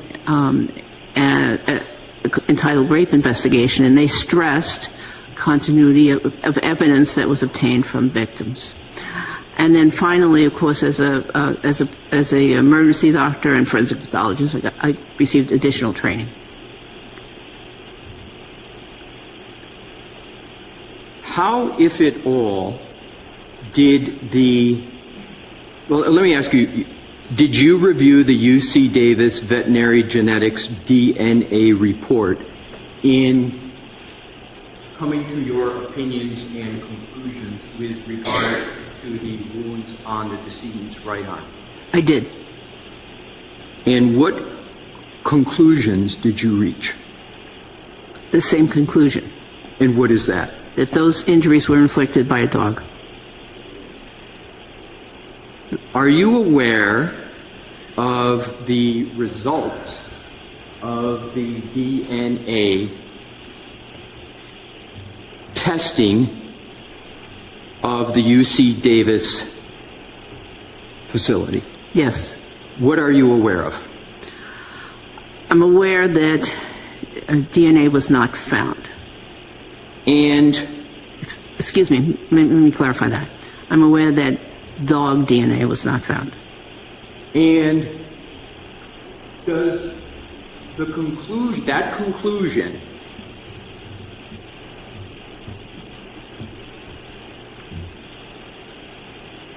in your opinion determine whether or not those wounds were caused by a dog? No. Why? Because I don't know anything about how the specimen was sampled. First of all, none of the samplings came from the arm of Mr. O'Keefe itself. What do you mean by sampling? The samples, the swabs that were performed and sent to the laboratory, none of them came from the arm of the decedent. Secondly, I don't know anything about how the samples were actually obtained from the evidence and what the state of the evidence was, if they actually sampled the correct area. I don't know if there was any continuity of evidence. And then finally, any test can have a false negative result. So the absence of canine DNA does not mean that the canine DNA did not exist. It just means that they didn't capture it. To your recollection, did the autopsy report of the medical examiner, Dr. Scorti-Bello, reach any conclusions with regard to dog DNA evidence? The autopsy report, no. Is there any mention whatsoever in the autopsy report about dog DNA testing for analysis? No. Do you have any information that the medical examiner assessed dog DNA at all in the autopsy report? I didn't see anything like that.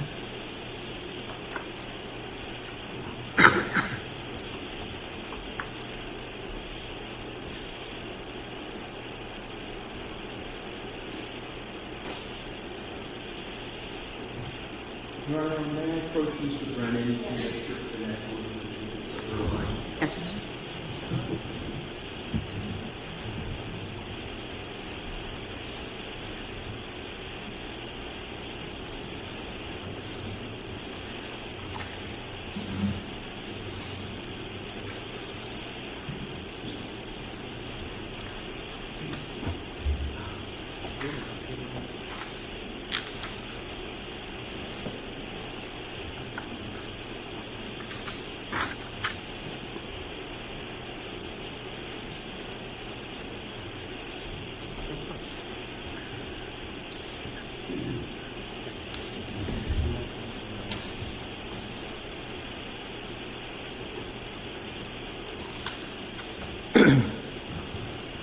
Your Honor, with the court's permission, I would like to start with publication, and I'm going to have several exhibits that I would request your permission to publish, and I would appreciate starting with the Commonwealth's Exhibit 8.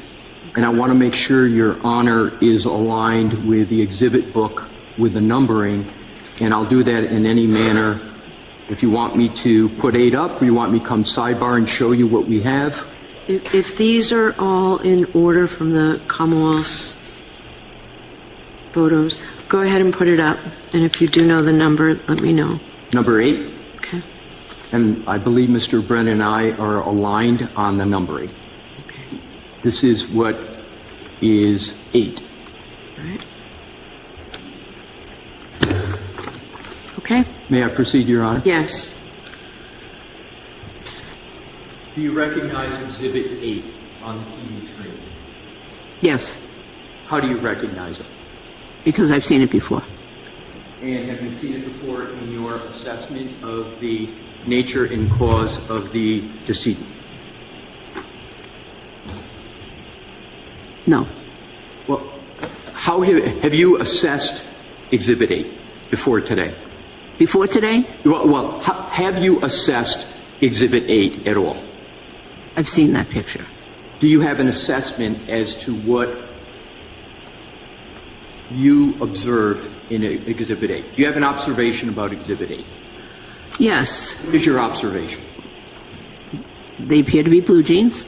They appear to have certain stains labeled with a small ruler, and I don't know the nature of the stains.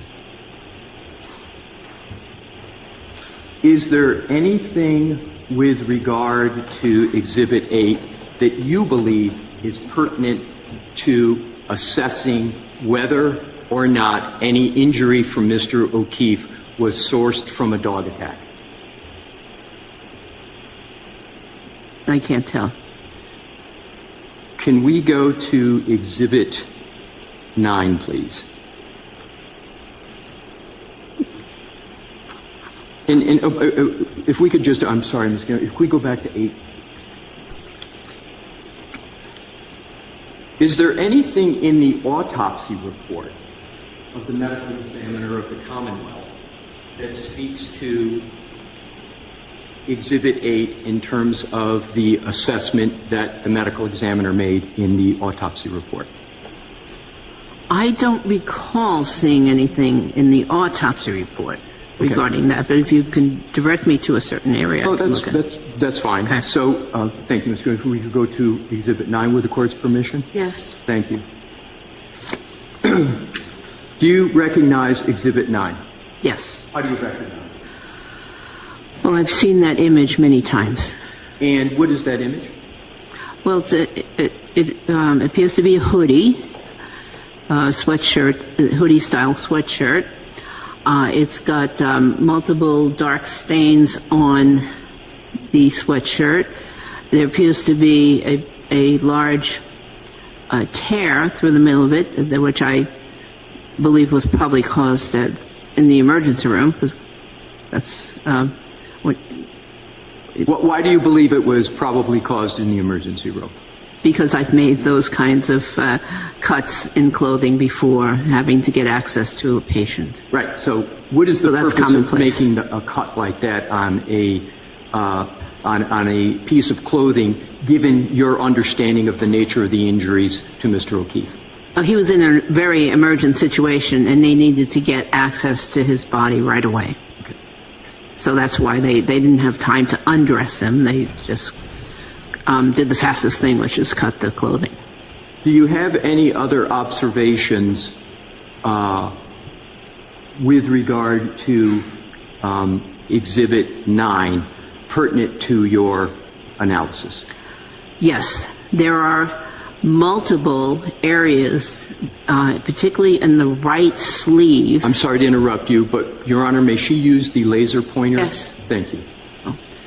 There are multiple areas, particularly in the right sleeve. I don't think your laser has yet hit. There we go. That are labeled with triangular white signs, which are pointing to individual holes in the sleeve. And there were 11 of them that I saw on the sleeve, and there are 2 others on the chest area. Have you, in your experience, assessed changes to clothing in determining the nature and source of those types of changes to clothing? Yes. So describe how. Oh, clothing is important sometimes to determine more information about how a wound was inflicted. So, for instance, it's used in determining gunshot wound, entry, exit, direction, etc. I've used it in stab wound cases where, again, determining where the stab wounds were and if they were offensive or defensive type wounds. So yes, and in this case, they have significance. And what is the significance in this case? Well, these wounds are primarily on the right arm, which corresponds to the injuries that were on the decedent, the right arm. And furthermore, most of those wounds, when you enlarge that photograph, are small puncture wounds, very small. And what's interesting about them, to me, is that in many of those wounds, the fibers, the clothing fibers, are actually headed out of the wound.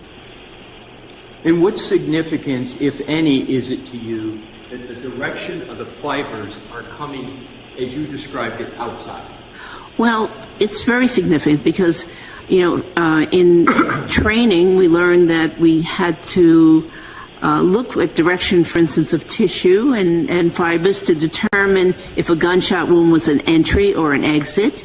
Now, gunshot wounds, they only do one of those two things through the same hole. They either enter or exit. But in this case, we have fibers exiting the wound, which means that the offending object exited the wound. So the teeth exited the wound. Objection. Sustained. You mentioned the word offending object. How did you, without stating what it is, did you eventually determine what was the, as you call it, offending object? Do you mean offending object what caused this change to the clothing? Is that what you mean when you say offending object? Yes. Okay. How did you assess what was the offending object that caused the change to the clothing as depicted in that right arm of the hoodie? They've gotten to the form of the question. Sustained. Just ask it differently, please. Did you have a methodology to determine the cause of those changes to the hoodie sweatshirt? Yes. What was that methodology that you deployed? So, I looked at the location of those holes. I looked at the location of the wounds on the decedent. And although they're not exactly in the same location because clothing moves, they are generally in the same location of the wounds on Mr. O'Keefe. Okay, with that, we're going to recess. I know that this is taking longer than you anticipated. Do you have any idea how much longer? And I'm not rushing you, Mr. Lessier, just do you know how much longer you might be? Your Honor, my best estimate is 30 minutes. He said 45 minutes like an hour ago. Mr. Brennan, do you have any idea how long you might be? At least a few hours. Jim. Whoa! Who just laughed? Quiet, please. Still on the record, folks. Still on the record.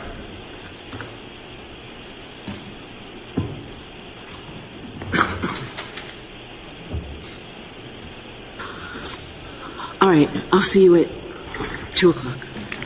2 o'clock, Your Honor? Yes. Okay, as they file out, here's what's happening. I've got to run.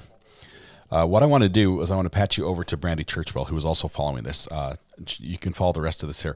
When I get back in a couple hours, we're going to pick up the Joseph Ferlazzo closings and deliberation, and I think verdict. That's what we're going to happen. We're going to catch up a little bit on that. It will start before I get back, but we're going to pick it up. And in the meantime, we're gonna patch you over to Brandy Churchwell because we've missed her terribly, and we want her to know that we're glad that she's back right now. So Did you say a few hours? Do they get like a 2-hour lunch break? Okay, do one thing for me though, if you would. When we land in Brandy's live stream, please click the like button. Let her know that we appreciate that she's live and that we've missed her. That would be the best. I'm gonna have a little fun on some collaboration stuff we're trying to work on, and we'll be back a little bit later this afternoon. Tonight, when you go home, please hug the people you love, smile at someone, make their day just a little bit better, and please stay safe till we go live again this afternoon with the Joseph Ferlazzo closings. It's gonna be epic. I'll see you over on Brandy's. Make sure you hit the like button. Right. Bye-bye.